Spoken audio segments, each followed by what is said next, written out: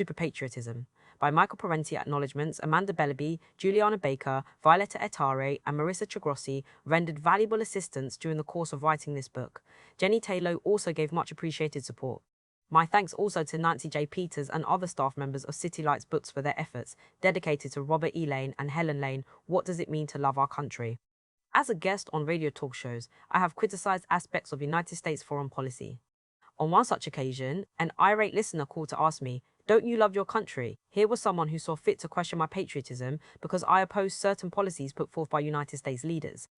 The caller was manifesting symptoms of what I call superpatriotism, the readiness to follow national leaders unquestioningly in their dealings with other countries, especially in confrontations involving military force. Many people in various countries consider themselves patriotic in that they share common loyalties and national ideals. Generally, in uneventful times, they do not make all that much of such attachments. But during periods of special urgency or national crisis, their leaders take every opportunity to transform their perfunctory patriotism into superpatriotism. In this country, superpatriotism rests on the dubious assumption that the United States is endowed with superior virtue and has a unique history and special place in the world. For the American superpatriot, nationalistic pride or Americanism is placed above every other public consideration. Whether or not superpatriotism is the last refuge of scoundrels, as Dr. Johnson might say, it is a highly emotive force used by political leaders and ordinary citizens to muffle discourse. I think that was what the caller was doing, whether he intended to or not, when asking me if I love my country. In any case, I would answer his question with another one. What exactly does it mean to love one's country? Do we love every street and lane, every hill and dale in America? There are so many sights and sights within the United States to which one might grow attached. Yet most of us have had direct exposure to relatively few parts of this nation's vast territory since we lack the time and money to make that meandering trip across its great continental expanse. And what of all the natural beauty in other countries throughout the world? Would I be less a patriot if I'm forced to conclude that there are parts of Ireland and New Zealand that are even more beautiful than the lovely sights of our Pacific Northwest region? Would I be wanting in patriotism if I felt Paris to be more captivating than San Francisco, or the Piazza Navona in Rome more endearing than Rockefeller Center in New York? Perhaps love of country means loving the American people. But even the most gregarious among us know only a tiny portion of the United States populace, that vast aggregate of diverse ethnic, religious, and class groups. In any case, any number of superpatriots feel no love at all for certain of their compatriots whose lifestyles, beliefs, ethnicity, or lowly economic status they find repugnant. It might be that we can love whole peoples in the abstract, feeling a common attachment because we are all Americans.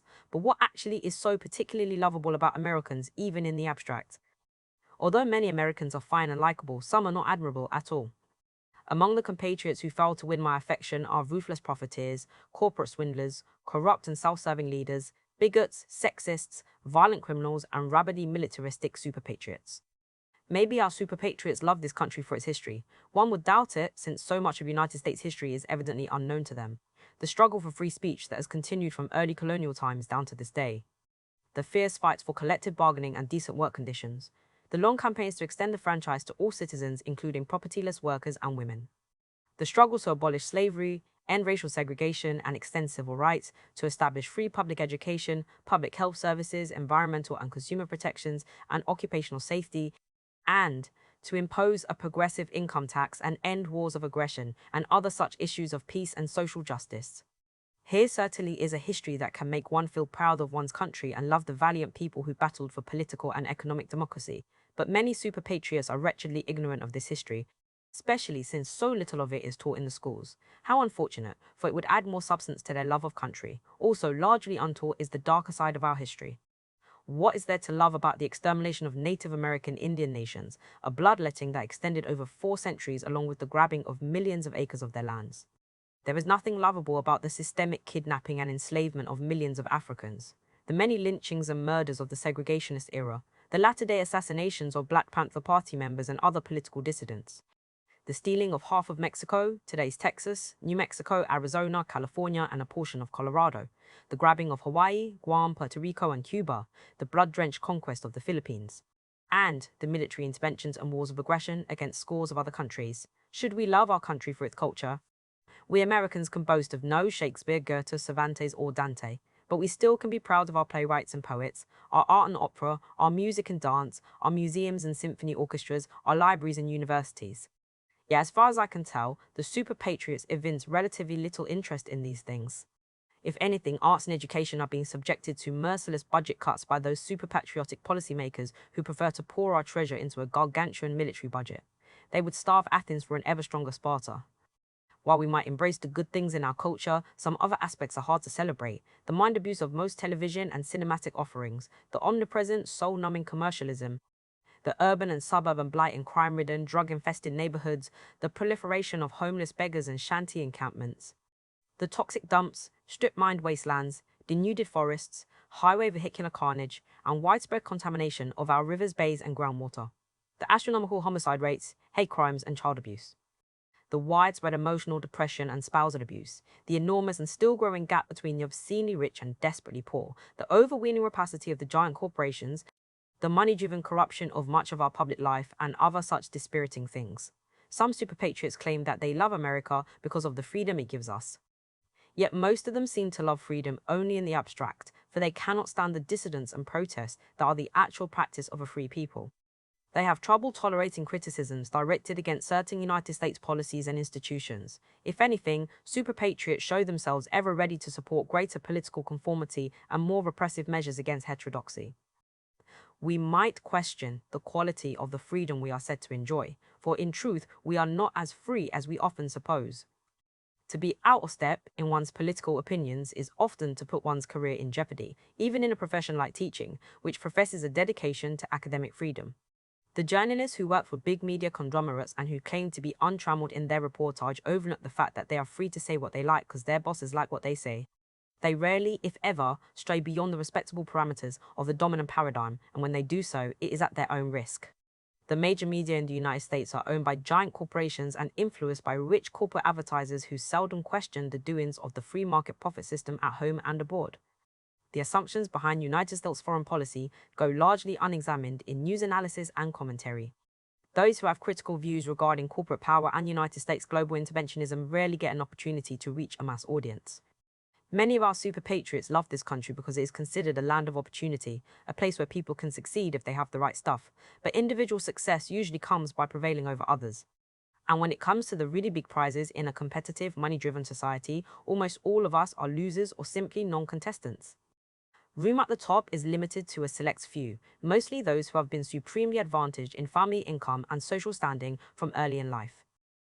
Even if the United States economy does reward the go-getters who sally forth with exceptional capacity and energy, is the quality of life to be measured by the ability of tireless careerists to excel over others? Even if it were easy to become a multimillionaire in America, what is so great about that?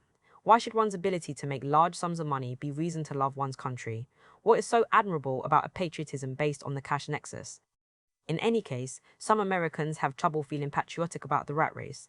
They do not wish to spend their lives trying to get rich, trying to advantage themselves at the expense of others. They seek to do work that enhances the quality of life for the entire society. If then they are rewarded for their contributions, so much the better, but that is not their prime concern. Nor do they feel that the rewards should be so astronomical and non-taxable. Of course, economic opportunity is not exclusively about getting rich. In America, it is said, millions enjoy the opportunity to get ahead, to live in comfort and prosperity, short of reaching a stratospheric income. But millions who have worked hard all their lives do not achieve a comfortable life. Upward mobility in the United States is no greater than in other industrial nations. Almost all Americans remain at the same economic level to which they were born. If anything, with the free market rollback of recent decades, there has been much slippage. It is no longer to be taken for granted that Americans will live better than did their parents. In fact, most are not living as well. Life has become increasingly more stressful and difficult as growing numbers find themselves working harder and harder to stay afloat, with fewer benefits, insufficient income, more stress, and less job security. Contrary to our popular myth, the United States has the smallest, not the largest, middle-income stratum of the industrial world. Average incomes are rising modestly, but only because of more intensive workloads. In the much-vaunted economic recovery of 2003 to 2004, investments, sales, and profits climbed, but wages remained flat. United States workers face one of the longest work years in the world. They average only about 10 days a year paid vacation, compared to Western European workers who usually get 30 days. Even some Latin American countries mandate 1 month paid vacation. America has not been a land of opportunity or economic betterment for the Native American Indians, except for a few casino owners who have had their land stolen and their population sadly reduced by death and disease. nor for industrial workers who still face life-threatening occupational hazards or who see their jobs being exported to third-world sweatshops, nor for the farm laborers who currently put in long hours at stoop labor for subsistence wages, nor the millions of others who work at joyless dead-end occupations for poverty-level pay, or who manage to attain a higher education only to face a lack of employment opportunities while mired in hopeless debt from student loans. In sum, it seems that the America our super patriots claim to love is neither a geographical or demographic totality, nor a cultural heritage as such, nor really a land of such unlimited freedom and economic opportunity and prosperity. The super patriots America is a simplified ideological abstraction, an emotive symbol represented by other abstract symbols like the flag. It is the object of a faith-like devotion, unencumbered by honest history. For the super patriot, those who do not share in this uncritical Americanism ought to go live in some other country. America, love it or leave it. During the late 1960s, growing numbers of Americans took to the streets to protest the war in Indochina, with its savagely intensive United States bombings of civilian populations in Vietnam, Cambodia, and Laos. In response, supporters of the war were quick to attack the demonstrators, both verbally and sometimes even physically, steeped in the belief that any war fought by the United States must ipso facto be a noble undertaking irrespective of the human costs. The super patriots could only conclude that the anti-war protesters were little better than traitors who gave aid and comfort to the enemy. In this instance, our enemies were often impoverished Indo-Chinese peasants fighting to liberate their countries from foreign control. It was not long before the super patriotic slogan, "America, love it or leave it," began appearing on signs and bumper stickers, making its way into the pronouncements of hawkish politicians. Opponents of the Vietnam War performed many worthy deeds. By galvanizing great numbers of protesters, they overthrew the sacrosanct notion that one could not oppose war while the country was actually at war. They contested the widely accepted idea that the United States played a primarily virtuous role in the world. They exposed the selfish material interest behind United States overseas interventionism. And many of them began to question the whole elitist political system that produced such policies. The anti-war movement also publicized the terrible aspects of the Indochina conflict, the villages destroyed and innocent people massacred, the children burned with napalm, the groves, orchards, farms, jungles, wildlife, and peasants themselves poisoned with Agent Orange and other defoliants, information that was largely suppressed by news media and government officials through most of the war. Peace protesters encouraged tax resistance and civil disobedience. They blocked draft boards and induction centers, challenged military recruiters on college campuses, trashed recruitment booths, marched and even rioted in the streets, and generally acted as an insurgent restraint on the war leaders. The movement reached into the United States military itself, creating a climate of dissent that affected the performance of soldiers in Vietnam. During the latter years of the war, infantry squads and platoons sometimes refused to advance deeply into the jungle to make contact with the enemy. Some 700 United States servicemen deserted, and a few outright mutinies occurred, including at least one of company size. Officers were occasionally the targets of fragmentation grenades from their own men. At home, the peace movement assisted conscientious objectors and other draft resistors, and helped create a climate of opinion against the war. The dissenters also demonstrated to the world, and to the United States itself, that there was another America, one that did not mindlessly fall into obedient lockstep once the flags were unfurled and the martial music sounded. So while some people cried, "America, love it or leave it," the protesters now responded, "America, change it or lose it." America, love it or leave it is a variation of an older saying that enjoyed currency for more than a century. My country, right or wrong, a bold proclamation to support the United States government in its conflict with other governments regardless of the moral issues involved. It is hard to say which posture is more insufferable. The right or wrong mentality that supports any United States action, including ones that are arguably wrong, or the love it or leave it mindset that refuses to see anything wrong. Having witnessed what is done in the name of Americanism, some protesters during the Vietnam era attacked the patriotic symbols of our country. Some burned American flags, thereby convincing more conventional Americans that they were either maniacs or traitors. The war resistors mistakenly put the blame on an entity called America, sometimes writing it as America, intended to give the word a more Germanic Nazi-like tone, or America with 3 Ks, the initials of the Ku Klux Klan, treating the word itself as a kind of curse. Thus, the protesters mistakenly made America the issue, blaming the nation itself for what was being perpetrated in its name by United States leaders. In so doing, they played directly into the hands of leaders who opportunistically sought to treat their own war policy as a manifestation of true Americanism. America was transformed into an entity that had a living moral existence of its own, supremely virtuous for the flag wavers and primarily evil for the flag burners. America was made an issue in another way at about that same time. Many Latin Americans and some Canadians, along with some United States peace advocates themselves, were, and still are, opposed to applying the terms America and Americans to the United States and its citizens. They argue that America refers to the entire Western Hemisphere and is not to be appropriated by one particular country in the Americas. In fact, people in other Western Hemispheric countries call themselves Brazilians, Chileans, Hondurans, Mexicans, Canadians, and so on. They do not identify themselves nationally as Americans, they just do not want United States citizens to do so. One might wonder why the appellation America should be coveted by anyone at all. It derives from explorer Amerigo Vespucci, who happened to be a despicable slaver and plunderer, every bit as ruthless as Columbus. In this book, I apply the terms America and American to the United States and its citizens because that is the unavoidable nationalistic idiom I am addressing.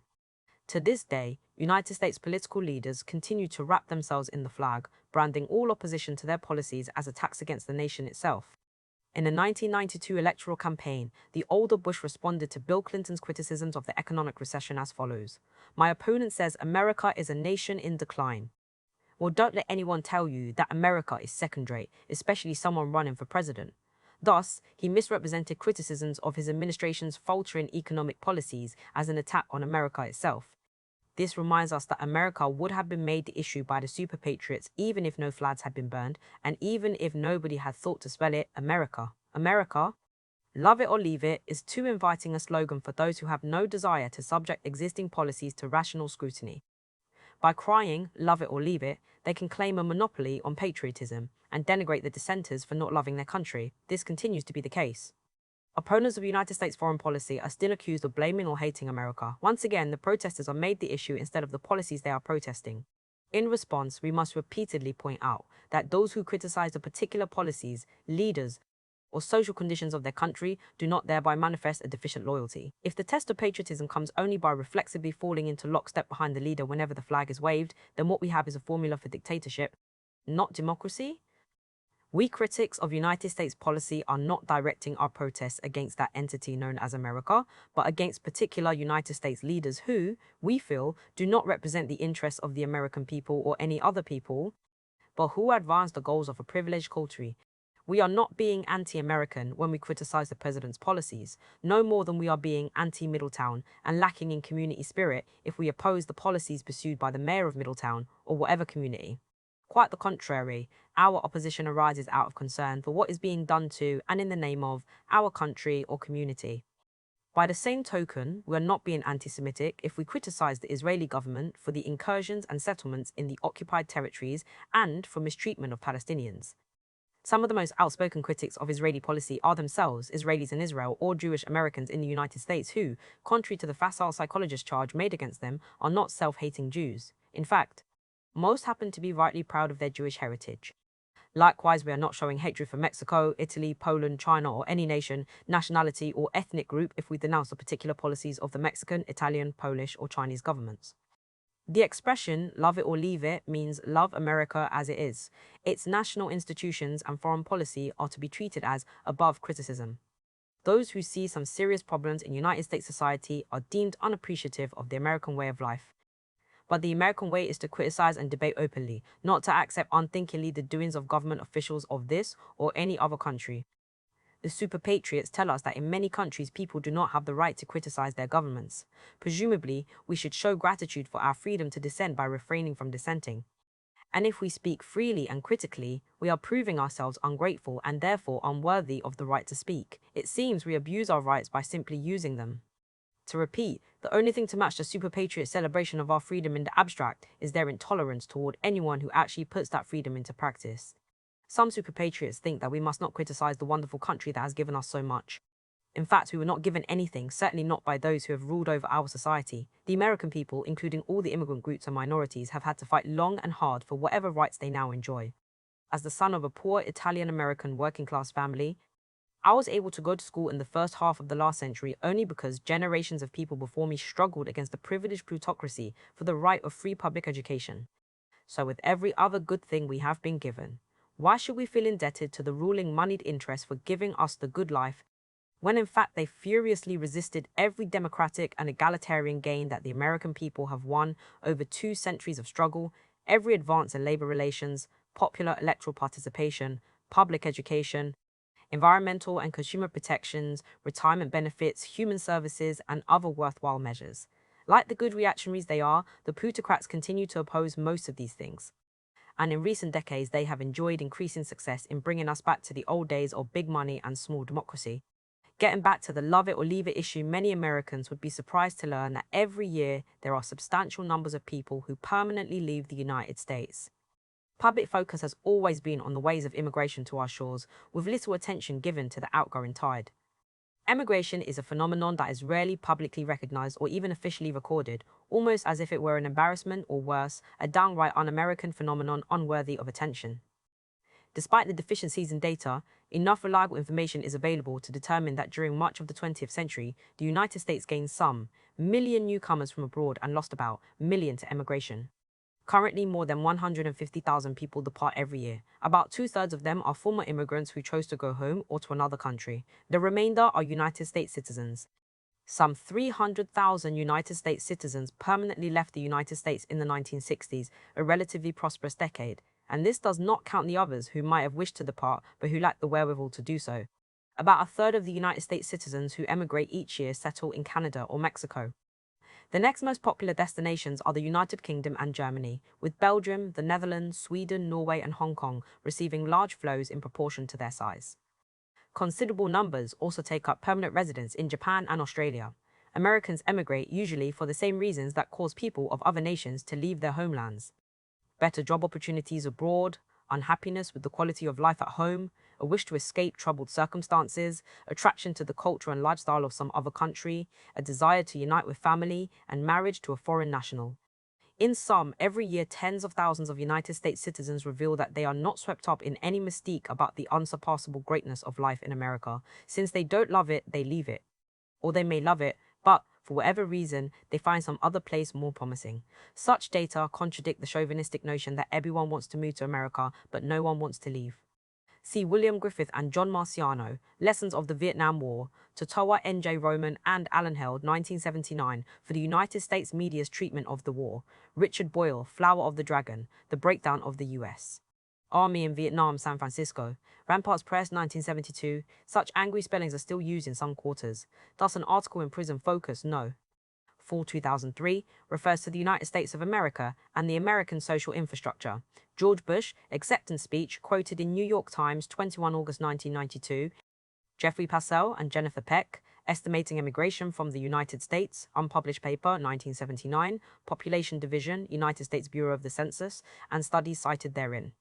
Robert Warren and Ellen Percy Crayley, The Elusive Exodus, Emigration from the United States, Population Trends and Public Policy, No. March 1985. Warren and Crayley, The Elusive Exodus. Super patriots proudly proclaim that the United States is number one. United States presidents are especially afflicted by this numero uno syndrome. In the late 1960s, President Richard Nixon said, "America is still number one," thus still bespeaking an anxiety about some possible slippage. In the 1988 election campaign, Democratic presidential candidate Michael Dukakis asserted that we have to make America number one again. Throughout the 1980s, President Ronald Reagan averred that America was both number one and standing tall, unlike those other nations that slouch or are rather short. In the 1992 campaign, Republican presidential incumbent George Bush reassured us that America is number one and not second-rate, and years later his son, President George W. Bush, declared that America is the greatest country in the world, which is just another way of saying we are number one. None of these leaders ever explains what is so important about being number one or the greatest, nor what actually is entailed in occupying the top slot. What specific traits qualify us for that position? What exactly are we number one in? Is it population? No. Certainly China walks away with all the awards in that category, followed by India. Geographic size, Russia and Canada have more real estate than does the United States. Are we number one in cultural heritage? That might depend on how we define culture. Taken in the usual sense of arts, crafts, architecture, music, law, mythology, philosophy, literature, and learning, the age-old civilizations of India, Egypt, Iran, Syria, China, Korea, Japan, Greece, Italy, Mexico, Peru, and others, too numerous to mention, can each lay claim to a cultural heritage that is vastly older and richer than what has developed in North America since the 17th century European settlements. In fact, the European settlers systematically destroyed the resourceful and equitable age-old cultures of the indigenous North American people.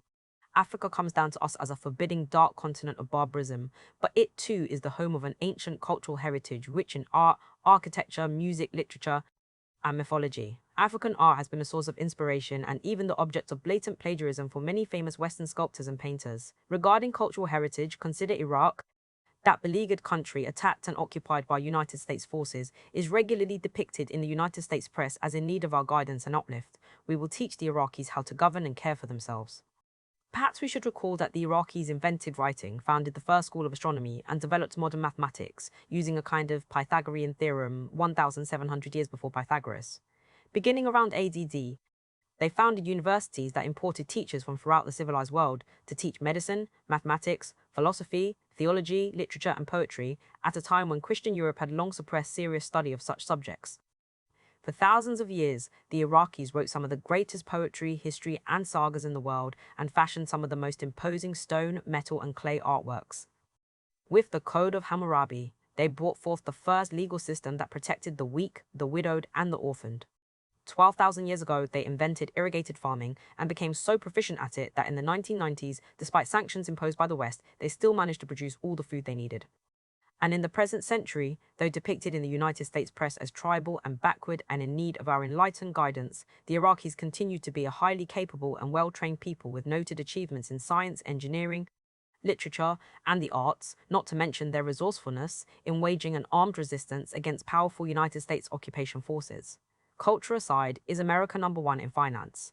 The major banks in the world are now Japanese, I'm told. And some American top financiers are too busy plundering pension funds and small investors to set any admirable world standards in banking. We used to be #1 in steel production and other heavy industries. But our super patriotic corporate leaders have taken to exporting United States industries to cheaper overseas labor markets so they can rake in higher profits. Is the United States tops in trade? We Americans are supposed to be the world's best salesmen, but in fact most of the world seems to be outselling us, as is evident from the immense trade deficits that the United States runs up annually. Anyone who has bought durable consumer goods in recent years cannot help noticing how many of them seem to be made in the sweatshops of China, Indonesia, Taiwan, or some other third world nation. Perhaps this country is #1 in cuisine? Certainly, the United States has produced some fine cooking schools and chefs, along with a variety of natural food delights and other gastronomic innovations. But then one thinks of China, France, India, Italy, Greece, Ethiopia, Japan, and any number of other nations whose national cuisines are cause for salivating. In sheer market penetration, however, the United States, with its McDonald's and other fast food chains burgeoning overseas, is unsurpassed in corrupting the taste buds of millions of people around the world. But that really is nothing to be proud of.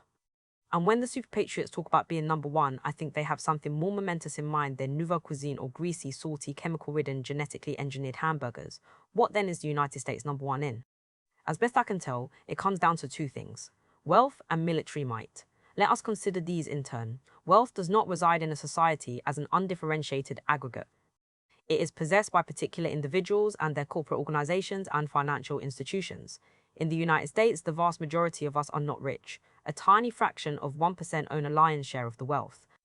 There is a modestly sized middle class that manages to do well enough but knows no certain economic security. Then there is a large lower middle to low income population, some 80% of our population, who live with chronic money concerns and little or no net financial assets. And below them are millions of extremely poor who endure severe deprivation at the very bottom of the pile. As noted in Chapter 1, there are Western European social democracies that have a more equitable standard of living and superior benefits and public services than are found in the United States. In that sense, they are, if not richer than we, certainly freer from poverty and want. To celebrate our national wealth, then, one might first consider how it is distributed and used. To talk about our wealth is like talking about our oil in Texas or the Middle East. We, the people, do not own United States oil reserves at home and abroad. The world's oil supply is controlled by a few giant cartels, owned by a relatively small number of obscenely rich individuals. As with oil, so with our wealth in general. A select coterie at the very top of the economic ladder control more of it than all the rest of us combined. We just produce it with our hard work. They pocket it. Wealth aside, consider the other thing that the United States is #1 in. Military might. We need to question why being #1 in kill capacity is such a great accomplishment. In 1992, the first President Bush said, "We must be a military superpower." The celebration of military prowess as a sign of national greatness is predicated on the questionable assumption that such power is for laudatory purposes only. President Reagan once exclaimed, "We love America because America is the greatest." This view implies that if America were not so great, red strong, we would not find it so lovable. Our love seems predicated on the countries being bigger and more powerful than other nations. What then of peoples who inhabit these lesser lands that cannot claim such greatness? For instance, can citizens of Luxembourg love their country? Luxembourg can never aspire to be number one. In fact, it must be about number 138, not that far ahead of Liechtenstein in the greatness of its military might. Do people from Luxembourg walk about shamefaced because they rank so low? Do they try to pass themselves off as French or German? When asked if they love their country, do they mumble, "What is there to love?" A few border police, no navy, no real air force. While political leaders boast about United States military strength, they say nothing about its costs. The distorted technology, material waste, ecological devastation, enormous debt and high taxes, and the neglect of social needs and infrastructure, not to mention the terrible consequences that other countries must endure when finding themselves on the receiving end of their superpowers' military might. The United States is number one in certain other things that are rarely, if ever, mentioned by our leaders. Compared to other industrial nations, we are number one in homicides and death by firearms. The United States murder rate among young males is 20 times higher than in Western Europe and 40 times that of Japan. We are number one in per capita prison population and in financial bailouts, trade imbalances, and budget deficits. This wealthiest of all nations has a public debt that is the largest in the world. We also have schools that are falling apart, public hospitals that are closing down, and all sorts of essential public services that are being cut back for lack of funds. So alongside the highly concentrated private wealth, there exists a growing public poverty. We are tops among the Western industrial nations in the number of preschoolers living in poverty and the number of people lacking medical insurance.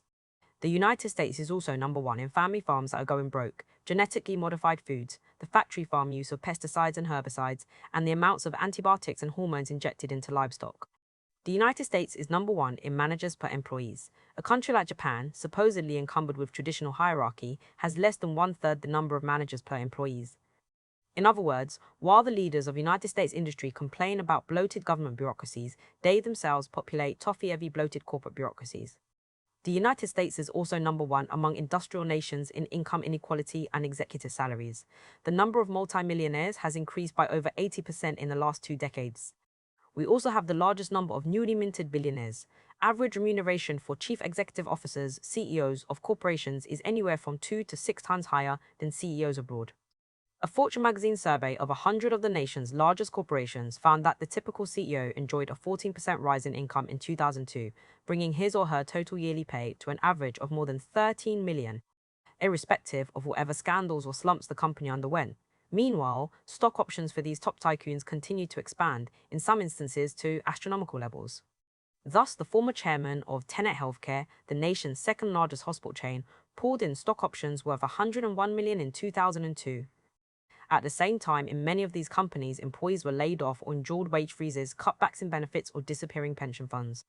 In sum, before bragging in the abstract about how America is the greatest, the super patriots ought to attend to the unsettling specifics. Number one indeed, but at what price? Organization for Economic Cooperation and Development, 1991-36. The Fortune Survey and stock option information is reported in John Cassidy, Business as Usual, New Yorker, for August 2003. The importance of being number one. A key component of super patriotism is its uncritical dedication to military glory and nation-state aggrandizement. Patriotic ceremonies are more likely to commemorate the nation's military history than its history of struggle for politico-economic equality, peace, and social justice. Consider the many monuments, memorials, parades, public gatherings, movies, and television documentaries that evoke images of war. Valley Forge, the Alamo, Gettysburg, the winning of the West, that is, the extermination of Native American nations, D-Day, the flag raising on Iwo Jima, and the like. Our country right or wrong, but mostly our country at war or ready for war. July 4th Independence Day celebrations and other national holidays such as Veterans Day, November 11th, in cities and towns across the nation would be incomplete without the martial music and parading veterans. July 4th fireworks are a benign replication of the rocket's red glare, the bombs bursting in air, as goes our top patriotic song. Not many years ago, television stations would sign off the air at night by playing the national anthem, accompanied by footage of aircraft carriers slicing through the seas, fighter jets cutting across the sky, and other militaristic images. Some stations still do. Young men and women join the United States Armed Forces out of a desire to serve their country, we are told. But critics note that the lack of employment opportunities in civilian life is often the real spur to recruitment. It is called economic conscription, the promise of career training, travel, and scholarships, or just a simple guarantee of regular meals and pay, are a paramount part of the law. And if one is an officer, the pay, pension, and lifestyle are quite good indeed. Military recruiters themselves say little about patriotic sacrifice, such as dying for your country or getting your limbs blown off or your eyesight or brain destroyed in combat. Instead, recruitment appeals focus on career opportunities and personal fulfillment. Be all you can be, says one Army recruitment poster. Expand your experience, says a Navy television advertisement. Still, the military is seen as the special repository of national devotion and patriotic sacrifice. Even some of the military's weapon systems are endowed with nationalistic and patriotic-sounding names. There were the Liberty ships of World War II, and more recently the Minuteman missile, the Frontier missile, the Patriot missile, and naval vessels such as the USS Constitution, the USS Liberty, and the USS Abraham Lincoln. And if that is not enough, the Second United States war against Iraq was accorded the codename Operation Enduring Freedom, without the slightest trace of intended irony. The message is clear: patriotism and militarism go together. A flag in one hand, a weapon in the other. That is what makes America great. That is what supposedly makes us free and independent, safe and prosperous. The marriage of militarism to patriotism makes it difficult to criticize the enormously bloated military budgets yearly allocated by the United States Congress, reaching well beyond $500 billion by 2003, including the sum spent on the war in Iraq. According to a General Accounting Office investigation, the Pentagon somehow lost track of the enormous sum of $1 trillion over the last several decades. As noted in one newspaper, waste has become ingrained in the defense budget because opposition to defense spending is portrayed as unpatriotic. Imagine if the Department of Housing and Human Services or the Social Security Administration had misplaced such a titanic sum. Many members of Congress would ring the welkin with demands for drastic cutbacks and punitive reform. One would think that tolerating massive thievery in the Pentagon is itself a rather unpatriotic thing.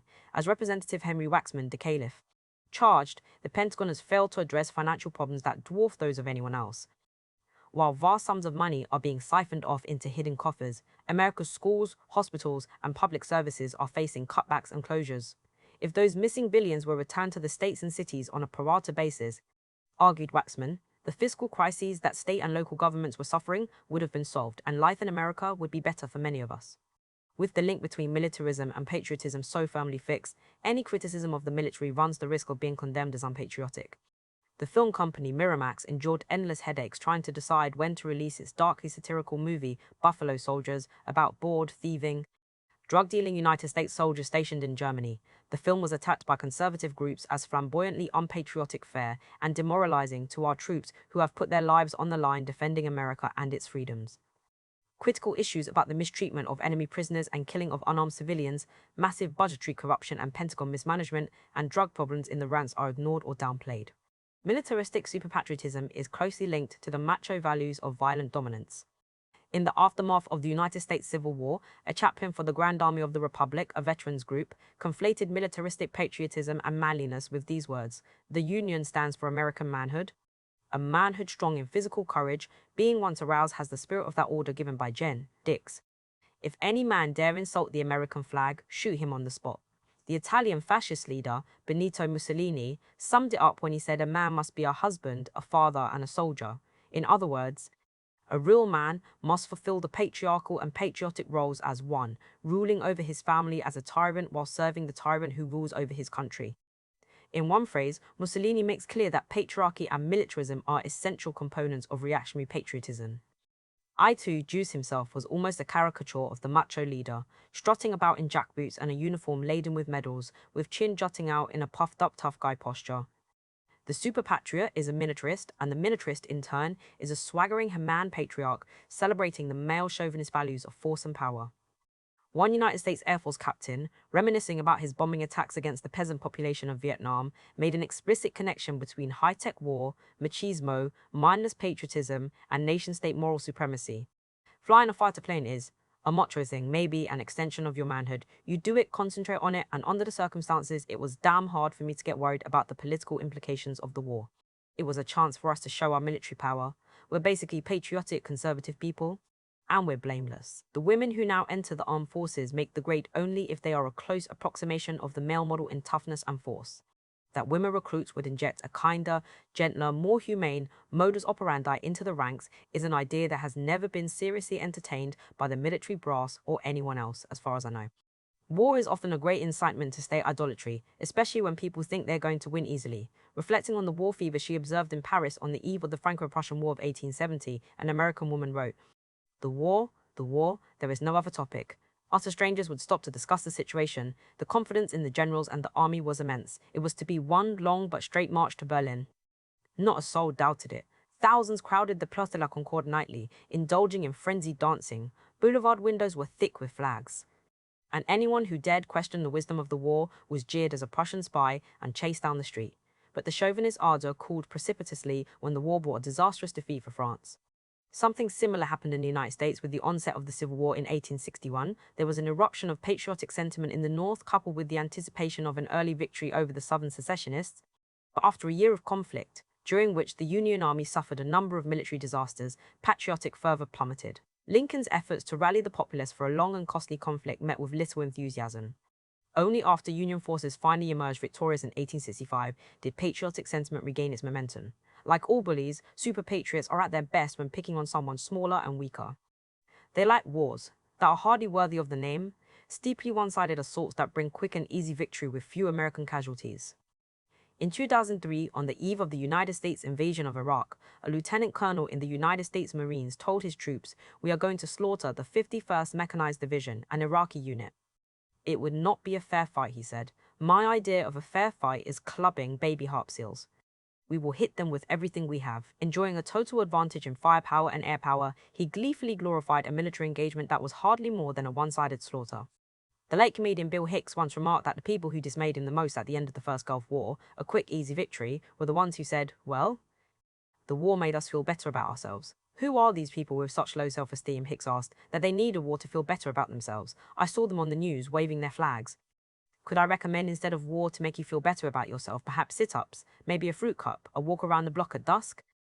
Many super patriots were exhilarated by the United States aggressions perpetrated against Grenada, Panama, and Iraq.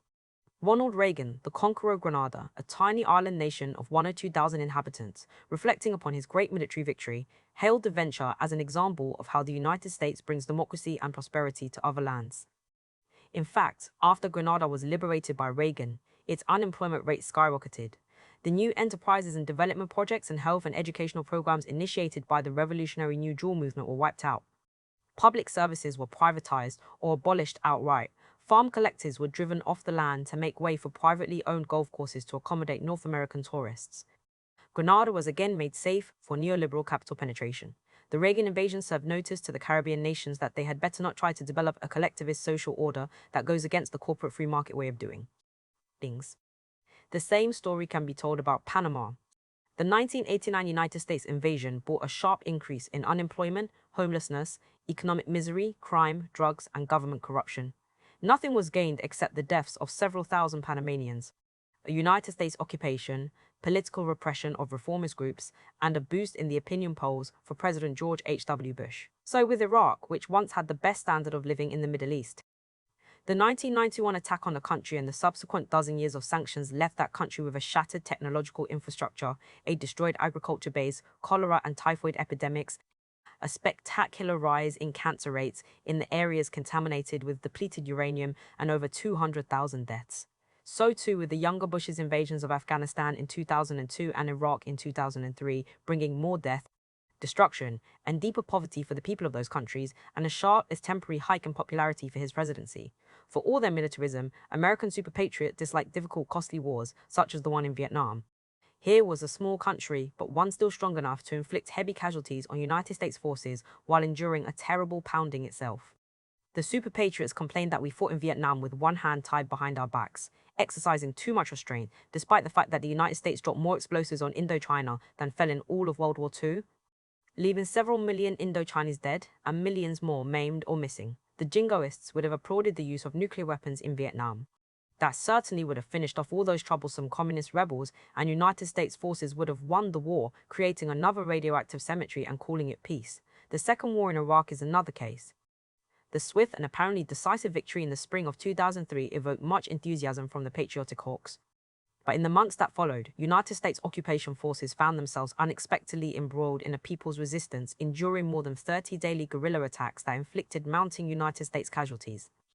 Suddenly facing a protracted and costly struggle, the United States public no longer registered such a gung-ho approval rating for the president or for the military venture in Iraq. War is much less fun when the other side starts hitting back with any deadly efficacy. United States, United States. Sports for super patriots, superpatriotism extends into the world of sports. At every Major League Baseball game, just before play begins, a voice comes over the loudspeaker telling everyone to rise to their feet and remove their hats. The stadium's giant electronic screen projects an image of the American flag flapping vigorously in the wind. A vocalist belts out the Star-Spangled Banner. Many spectators sing along while the players of each team stand in lines, reverently holding their caps to their chests. In the previous chapter, we noted how militarism is linked to patriotism. And as the above example suggests, so is sports. Thus, it is a short step to weaving all three together, as when militaristic patriotic hype is injected into major sporting events. During the Gulf War of 1991, the televised National Football League Conference Championship began with United States Army, Navy, Marine, and Air Force personnel in parade dress, carrying flags down the field as the crowd chanted, "United States, United States!" That same year's Super Bowl game on ABC TV featured gigantic patriotic floats and fans waving a sea of little American flags while singing patriotic songs. A taped appearance by the first President Bush and his wife Barbara was flashed across the screen. At halftime, ABC News anchorman Peter Jennings came on with an upbeat update on the United States' destruction of Iraq.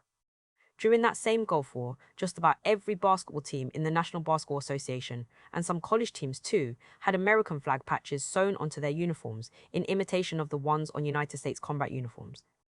As one announcer pointed out, it was in support of our efforts in the Gulf. Flag patches became a permanent fixture for the uniforms of many basketball, football, and baseball teams at the professional, college, and high school levels. In a joint venture with the Department of Defense, the National Football League sponsored a 60-minute documentary on Operation Desert Storm, the official name of the 1991 attack on Iraq.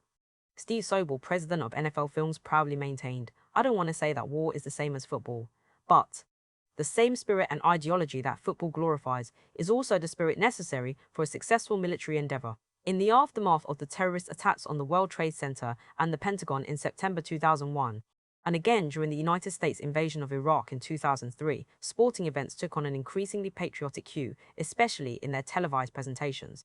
Impressions of the American flag, along with glowing images of our fighting men and women, floated across the TV screen in pre-game warm-ups and during breaks in the play. Some of the Game Time commercials even featured United States military personnel.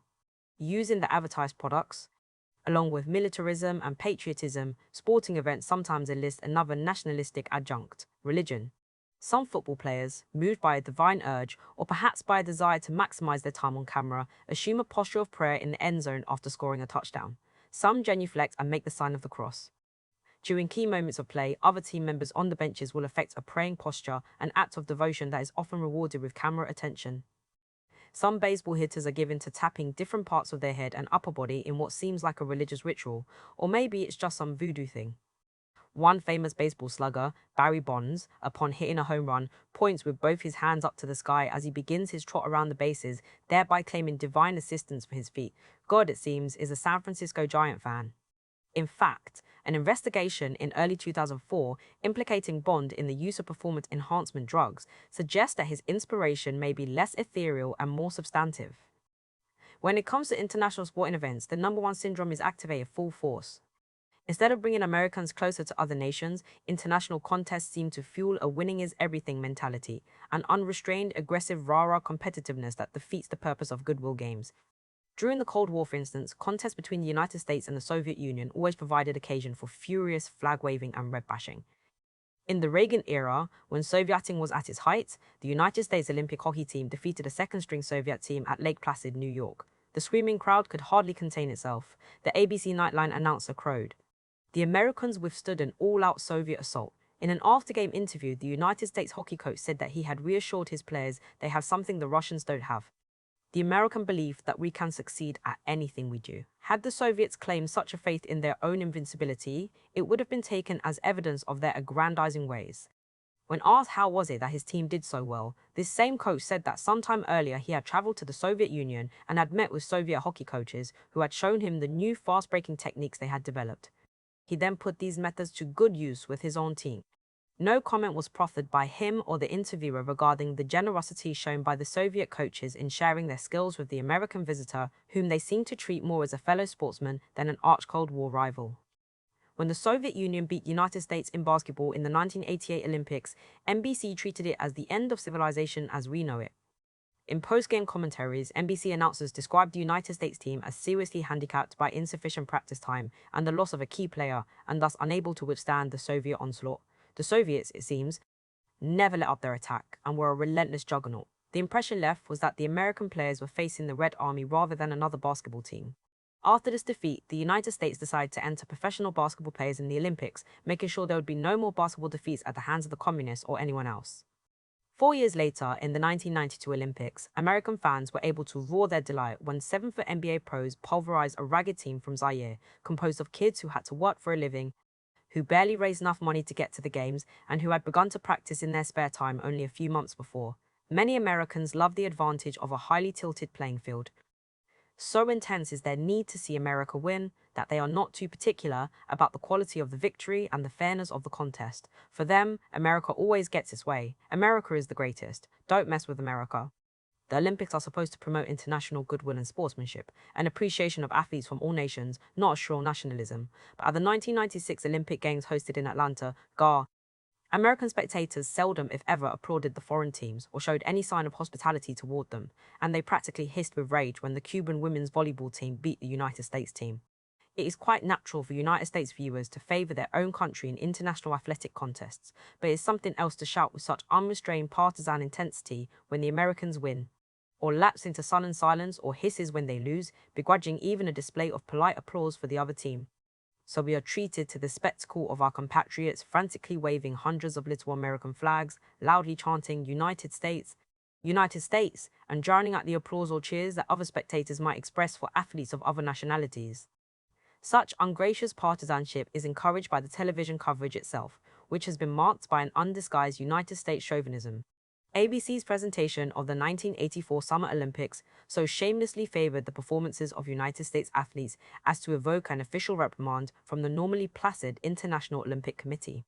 Similar complaints were registered by South Korean officials regarding NBC's coverage of the 1988 Olympics in Seoul. The 1996 Olympics coverage was more of the same. The sports in which the United States did not excel got little coverage. Soccer is by far the most popular sport in the entire world, called football in most countries. Yet we saw almost none of it because the United States team was eliminated early. Volleyball is far less popular than soccer. Many nations do not even enter volleyball teams in the Olympics. Yet we saw a loss of volleyball because the United States had a strong team. The same held true for softball, an American-invented sport. The networks project an image of United States athletic superiority, focusing mostly on American contestants to the neglect of those from other countries, including many who might give superb performances. At the 1996 Games in the kayaking competition, we saw a preemie interview with the American Davy Hearn. We saw his girlfriend, we even saw them getting married, and we saw him through most of the race. The only trouble was, our Davy finished 9th. First place went to a Slovak, whose name flashed across the screen only for an instant. In another event, the United States entry was allotted an extensive interview, without mention of the fact that he finished 16th. In some instances, the medal winners were never even announced if they were not Americans. Sometimes racism wins out over nation-state chauvinism. In the triple jump, the gold medal was won by Kenny Harrison, who was American but African-American. TV coverage instead concentrated on second-place Jonathan Edwards, a white Englishman who happened to be a devout Christian, who talked about his gift from God to compete and how he would never compete on Sundays until he realized he was missing out on too many important matches. Then it seems God sent him a different message. The bronze medal went to a Cuban whose final jump was not even shown. The 2000 Olympics were not much better.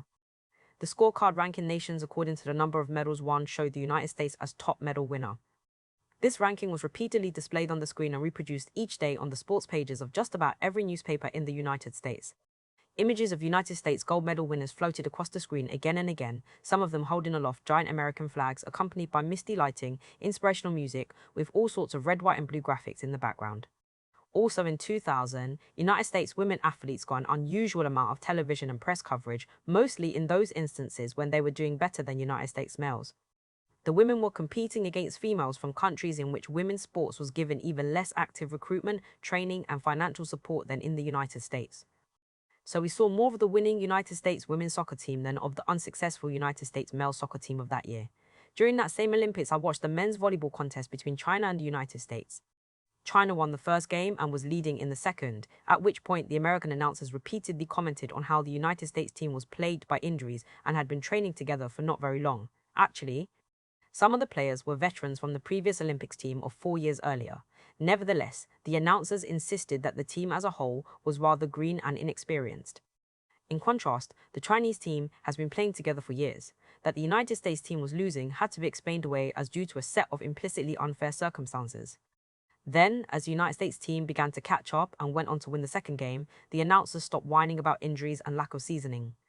Nor did they mention such things in the third and final game, which the Americans also won, giving them the match. The International Gold Cup football, soccer, competition of 2003 received zero attention in the United States mainstream media until mid-July, when the United States team put itself in the running for the championship by beating the Cuban team 5-0. This particular victory was widely reported. In sports as in war, reports of United States losses are minimized, while United States victories are shamelessly heralded as evidence of American supremacy. I like sports. I just do not like the mean-spirited competitiveness, and all the whining when losing and crass trumpeting when winning, and I have a hard time with the rabid militaristic chauvinism that too often comes with the coverage and infects the spectators. With sports, we need to foster international friendship and the more gracious side of the human spirit. Let us have less chest humping and more handshaking, less emphasis on who wins and more appreciation for how well the game is played by both sides. Better a family of nations than a multitude of screaming nationalistic egos, the divine politicos.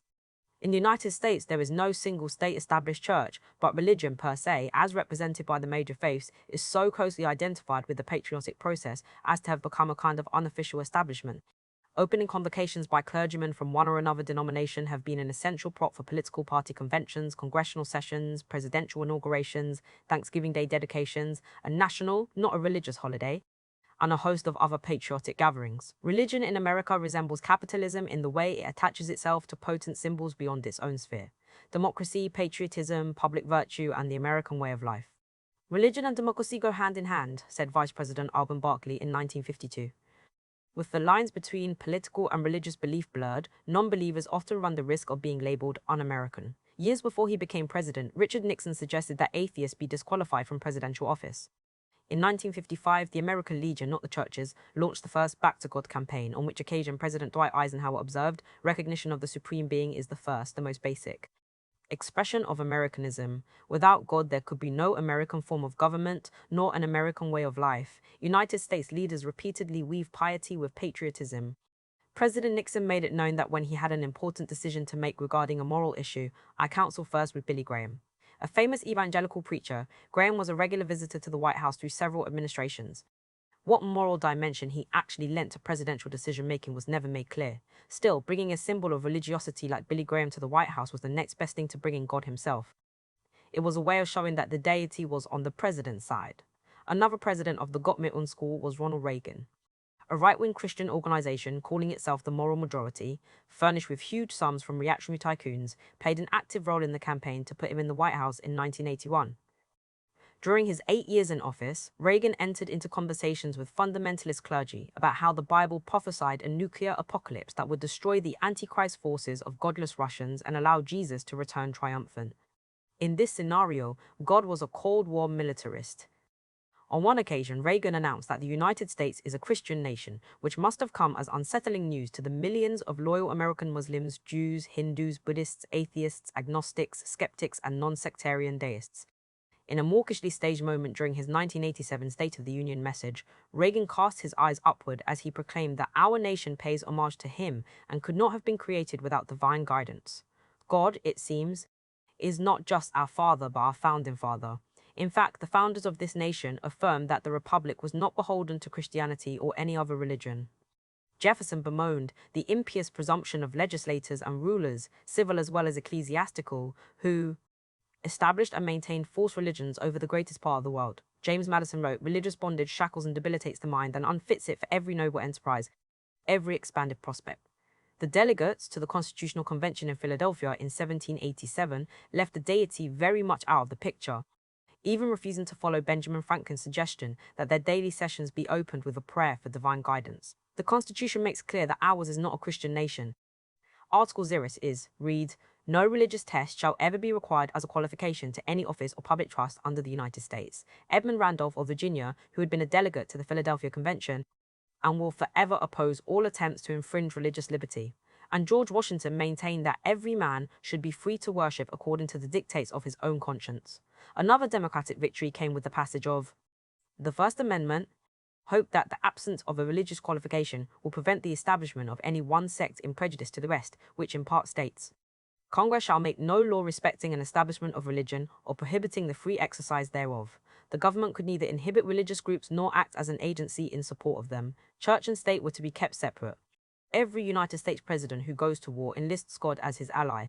In an appearance at the Southern Baptist Convention in 1991, the elder Bush grew visibly tearful as he spoke about praying to God before ordering the attacks that massacred tens of thousands of Iraqi conscripts and civilians in the first Gulf War. During the subsequent presidential campaign, he cited Jesus Christ himself as the moral force behind United States policy, claiming that America, as Christ ordained, was a light unto the world. At the 1992 Republican National Convention, various speakers claimed that Republicans had higher moral standards and were closer to God than Democrats. One defector from the ultra-right ranks, David Brock, challenged that view.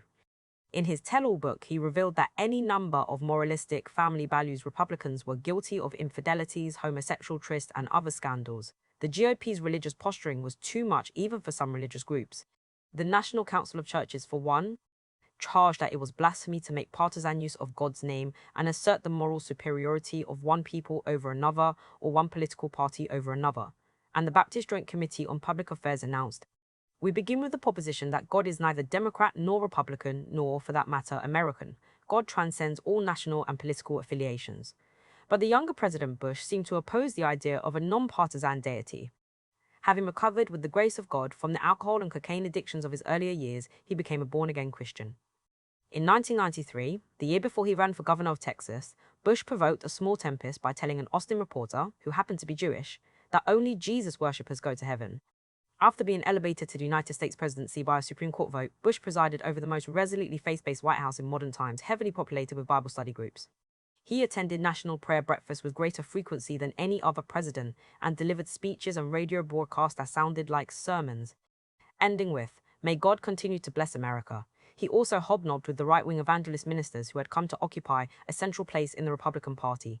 On June 27, 2003, President Bush announced, "God told me to strike at Al-Qaeda, and I struck them. And then he instructed me to strike at Saddam, which I did. And now I'm determined to solve the problem in the Middle East. God told me, he instructed me." Does it not become a cause for concern that the United States president, sounding like an Old Testament prophet, is justifying his war policy by claiming to be in direct communication with the Almighty?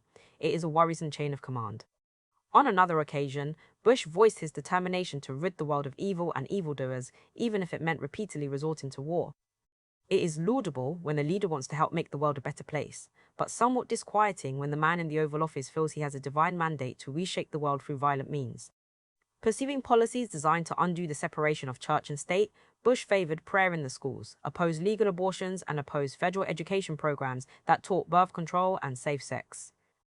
He also supported a measure to allow churches, synagogues, and mosques to use federal funds to administer social welfare and other human services. Critics feared that the faith-based programs would replace government services for the needy, but would be neither sufficiently developed nor reliably managed.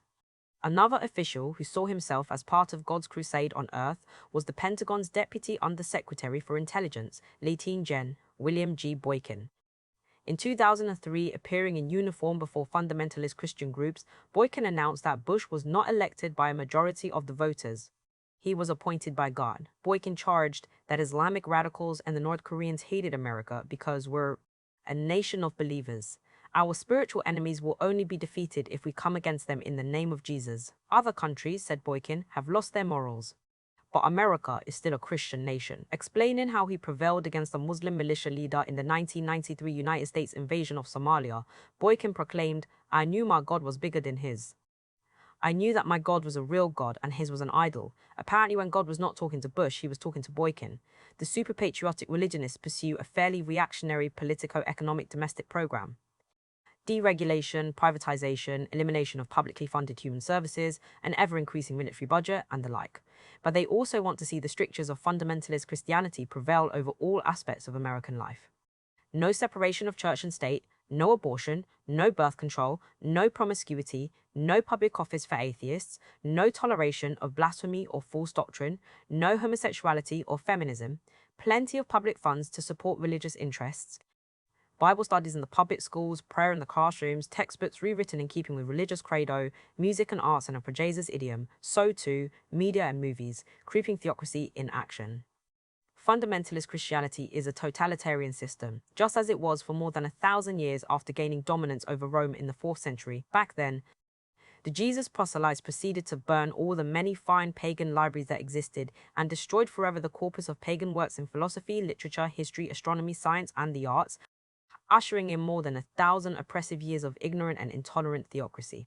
In recent times, right-wing fundamentalist Randall Terry, founder of Operation Rescue, the terroristic campaign against abortion clinics, announced that Christ worshippers have a biblical duty to conquer this nation. He told an audience of like-minded faithful, "I want you to just let a wave of intolerance wash over you. Our goal is a Christian nation. We have a biblical duty. We are called by God to conquer this country. We don't want equal time. We don't want pluralism." Were any leftist leaders to make such an encompassing proclamation about the goals of their political organizations, they would likely be roundly denounced as totalitarians, subversives, or terrorists. But Terry continued to be treated as a more or less reputable figure in public life. As of 2004, the right-wing fundamentalist viewpoint was openly espoused by the United States Attorney General, the House and Senate Republican leadership, and almost 200 House representatives and senators. At the same time, the Chief Justice of the Supreme Court, William Rehnquist, announced the wall of separation between church and states should be frankly and explicitly abandoned. But who is controlling whom? Is there just a natural symbiosis between reactionary politicos and religious fundamentalists? Or do the fundamentalists serve a greater agenda that is choreographed by more powerful financial interests? One thing is certain, as long as the religion is hewed to a reactionary line, they will continue to enjoy the generous contributions provided by various right-wing moneybags. In June 2002, the United States Ninth Circuit Court of Appeals offered a flicker of resistance to superpatriotic religiosity by ruling that the phrase "under God," inserted into the Pledge of Allegiance by Congress in 1954, violated the First Amendment's prohibition against the establishment of a state religion. President Bush immediately supported a bill that Congress passed almost unanimously, reinforcing support for the words "under God" in the pledge and for "in God we trust" as the national motto. The Bush administration also appealed the case to the Supreme Court, arguing that reciting the Pledge of Allegiance is a patriotic exercise, not a religious testimonial. As of early 2004, God continued to maintain a place on our national coinage and in the pledges mumbled by uncomprehending children in overcrowded, underfunded classrooms, the sin of pride. And Bush's Messiah complex, progressive, February 2003, quoted in Blaker, The Fundamentals of Extremism, 54, Messianic Nation. The idea that the United States was intended by God, history, or destiny to play a unique and superior role in the world gathered strength early in our history as national consciousness took hold. The hand of divinity itself shapes the nation's destiny, according to a youthful Alexander Hamilton. And John Adams intoned, "Our pure, virtuous, public-spirited federative republic will last forever, govern the globe, and introduce the perfection of man." From the earliest days of the republic, orators dwelled on America's beauty, abundance, and, above all, its promise of material progress. In 1845, the United States Journal rhapsodized, "The channels of communication, public and private, through the schoolroom, the pulpit, and the press, are engrossed and occupied with this one idea, which all these forces are combined to disseminate, that we the American people are the most independent, intelligent, moral, and happy people on the face of the earth." Such a conviction prevails to this day. In 2002, a prominent right-wing publication asserted that our country has, with all our mistakes and blunders, always been and always will be the greatest beacon of freedom, charity, opportunity, and affection in history. But the super-patriotic dedication to freedom has been honored more in the breach. This was evident during the early Cold War era, when opinion polls indicated that some 97% of Americans believed in the superiority of democracy and the right to free speech, but over 2 out of 3 would refuse a communist the right to speak, and almost the same proportion would deprive an atheist of a public platform. We might recall the celebrated writer and humorist Mark Twain, who once said that the 3 most precious things Americans possess are freedom of speech, freedom of conscience, and the prudence never to practice either. Nationalistic devotion tends to mimic religious devotion, not only in its intolerance of dissent, but in its very forms and belief structure. Like the church, the nation-state has its inspirational myths of sacred genesis and apocalyptic crises, its early prophets and martyrs, its sacred dogma, rituals, symbols, monuments, and hymns, its parchments engrossed with the revealed word, its devotional pledges uttered like prayers, and its commemorative holidays and convocations. At the core of a nation's devotional message is its claim to playing a uniquely ordained role in the world. In 2003, President George W. Bush announced that the United States was unique in that it was doing God's work on earth, bringing God's gift of liberty to every human being in the world. To be sure, the United States does have a unique history, but so do many other nations with their extraordinary annals, filled with epic social struggles, unusual ethnic mixes, international clashes, inspiring achievements, hopeful visions, and horrific political crimes and atrocities.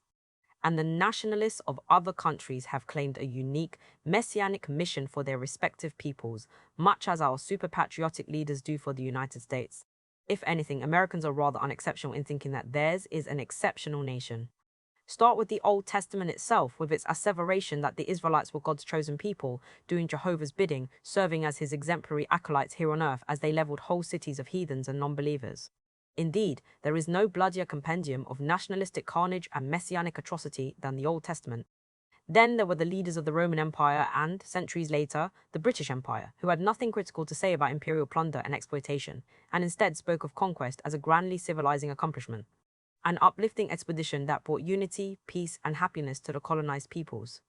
Among the various 19th century nationalist movements was the Indian National Congress, which propagated a vision of India as fulfilling the unique historic task of guiding humankind toward a redeeming path. Endowed with a rich and ancient spiritual tradition, India would save Europe from its competitive strife and its crass and superficial materialism. The Indian patriots sermonized their youth. You shall help to create a nation, to spiritualize an epoch, to Aryanize the world, and that nation is your own. That epoch belongs to you and your children, and that world is no mere tract of land, but the whole earth with its teeming millions. At about that same time in France, Jules Michelet was putting forth a messianic message. The French Revolution had given humanity the great gift of liberty, equality, and national self-realization. With France itself now, the glorious pilot of mankind's ship, France's unique mission was not only the deliverance of its own citizenry, but of all other peoples. La Belle France was the great amphitheatre in which ideas and arts assumed world importance and radiated everywhere. Upon France depended the world's salvation, the climax and fulfillment of human history itself. If France had Michelet, Italy, at the threshold of its unification, had Vincenzo Gioberti and, more important, Giuseppe Mazzini, both of whom proclaimed the moral and historic primacy of the Italians. Italy is the chosen people, the typical people, the creative people, the Israel of the modern age, declared Gioberti. With even greater fervor, Mazzini saw in the emergence of a newly united Italian nation the instrument for the regeneration of all humanity. Italy had served as the center of civilization twice before, under the Roman Empire and later under the Roman Church. With its long-delayed risorgimento, Mazzini went on, Italy would emerge afresh in the modern age to unite the world, this time advancing the cause of freedom, peace, and democracy. Less benign than Michelet and Mazzini were German nationalists such as Johann Fichte and Heinrich von Treitschke, who believed that Germany was destined to conquer and expand in accordance with the natural laws of history, not by using democracy and parliamentary rule, but with Macht, with sheer power exercised by a strong monarch and a victorious army.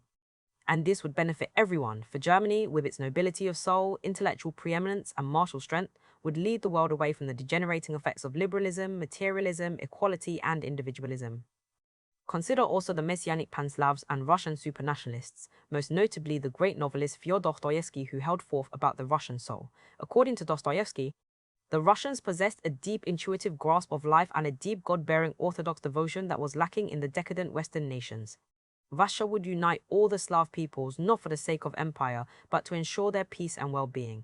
Holy Mother Russia was destined to become the arbiter and ruler of humankind, revealing to the rest of Europe a new social order that she alone embodied. So into the 20th century, the hypernationalists and imperialists of Nazi Germany and fascist Japan put forth their unique visions of moral regeneration, nationalist supremacy, racial purification, and world domination. To repeat, the one certain thing about the United States super-patriots' claim to messianic exceptionalism is how strikingly unexceptional and unoriginal it really is. Throughout history, any number of other movements, nations, and empires have thought of themselves as God's gift to humanity. Captivated by their own chosen people mythology, they believed they alone were preeminently qualified to lead the world, much as the present-day proponents of a global American empire. The messianic impulse is compounded when national virtue is wedded to extraordinary military power. The super-patriots see evidence of their divine calling in the very power that enables them to thrust themselves into every corner of the world. The contention that we must mobilize our power in order to lead soon becomes, we must lead because we are so powerful. It might do us well to recall the counsel afforded by Senator William Fulbright in 1966. We are not God's chosen savior of mankind, but only one of mankind's more successful and fortunate branches, endowed by our Creator with about the same capacity for good and evil, no more or less than the rest of humanity.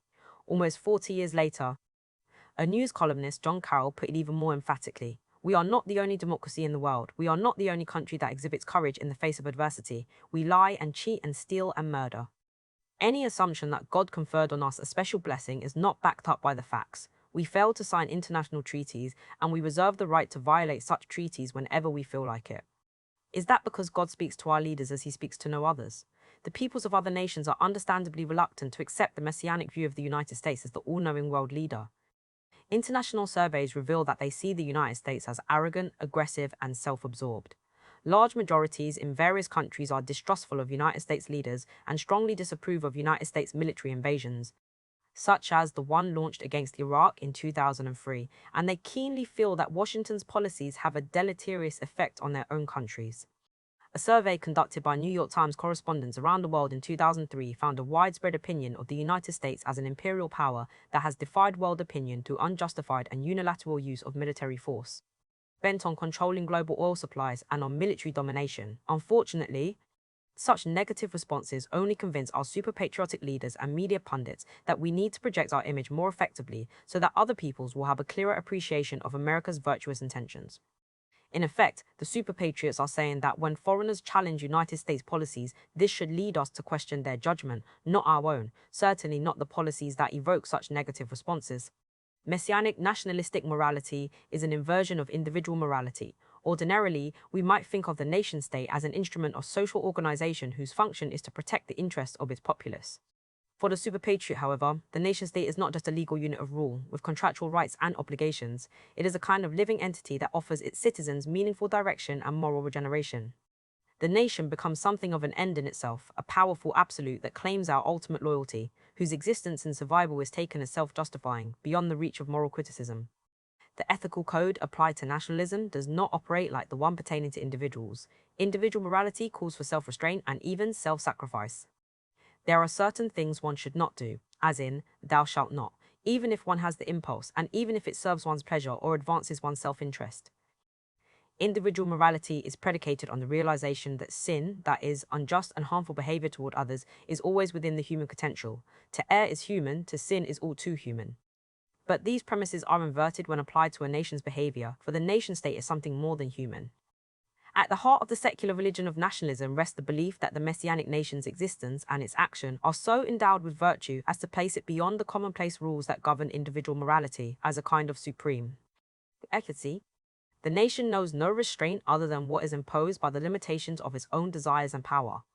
The most ruthless violence, insupportable in civil society, is applauded as heroism when performed in the name of the nation. Thou shalt not becomes thou shalt do anything by whatever means necessary if it can be said to be in the national interest. Ergo, the willingness to kill other human beings in combat is treated not only as morally acceptable, but as a heroic measure of one's patriotism. Instead of going to jail, the perpetrators are honored with medals and ceremonial acclaim. The inverted morality or super-patriotism demands that a nation have not only a right, but a duty to do whatever it deems necessary to protect its own security. While the end is laudable, one might question the blanket mandate. Since national security is as difficult to define as the dangers that might threaten it, the tendency is to equate the barely possible with the almost certain, the remote conflict with the imminent threat, the imaginable with the inevitable. Thus, homeland security and national self-defense are interpreted not merely as defense against actual or impending attack, but against anything imaginable that might possibly infringe upon United States security. One can never be too sure, so let's arrest the whole lot of them here at home and bomb the hell out of them abroad. United States security, in turn, is seen as requiring the expansion of United States influence into every corner of the world, with military force being applied in whatever way the president so chooses. Why is it that, no matter what the cost to another nation or to international society, the right of preserving a nation and all its vital interests is considered morally unquestionable? Asked Albert Weinberg over 60 years ago. Were we ever to ponder that question, we might decide that there are some actions that, even if deemed vital for preserving some vaguely defined United States interests, are so morally reprehensible as to be eschewed. We might further wonder whether the limitless pursuit of national security does not itself become self-defeating.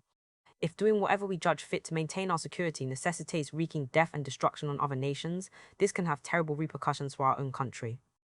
The result is that the nation most obsessed with organizing the peace and propagating democracy and uplifting the world is the one that propagates autocratic control and ends up entangled in perpetual war. Messianic nationalism is the path down which a nation can lose its soul.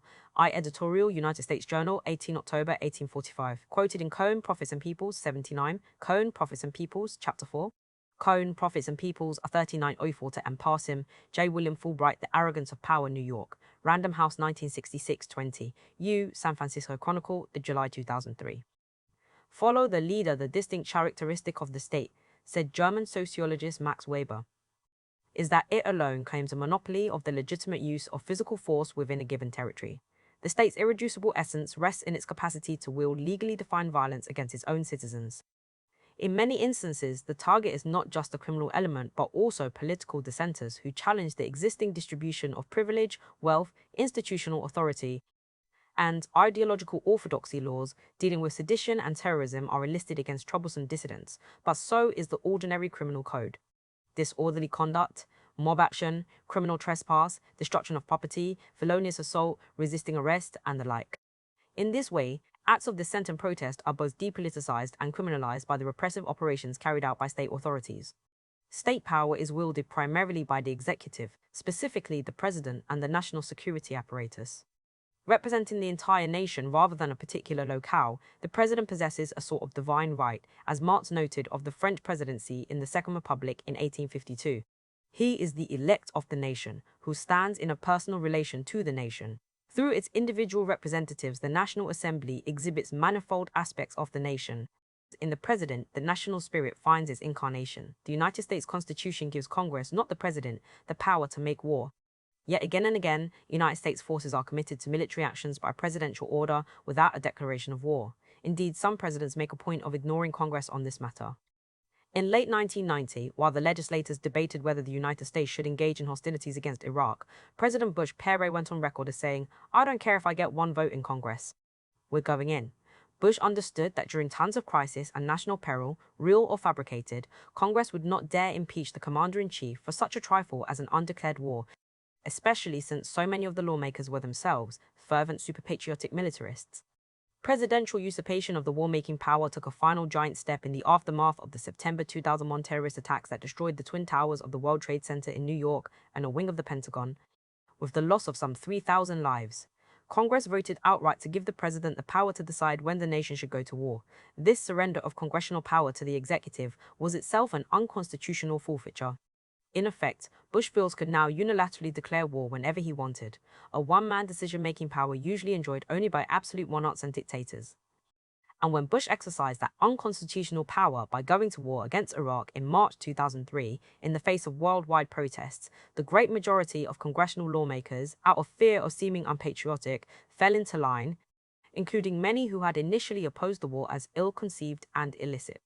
Thus, Democratic leader of the House of Representatives, Nancy Pelosi, D. Calif, speaking as if she were in the United States Army rather than in the United States Congress, announced that now that our troops were committed to action, we had to support our commander-in-chief. I support the president. We are one team in one fight and we stand together, she proclaimed. Some of our citizens are understandably cynical and suspicious about politics. Politicians, we hear, cannot be trusted. They are often corrupt and self-serving, saying one thing during election campaigns, then doing something else once they get into office. All true enough. Yet these same citizens display an almost childlike trust and knee-jerk faith when politicians trumpet a need to defend our national security.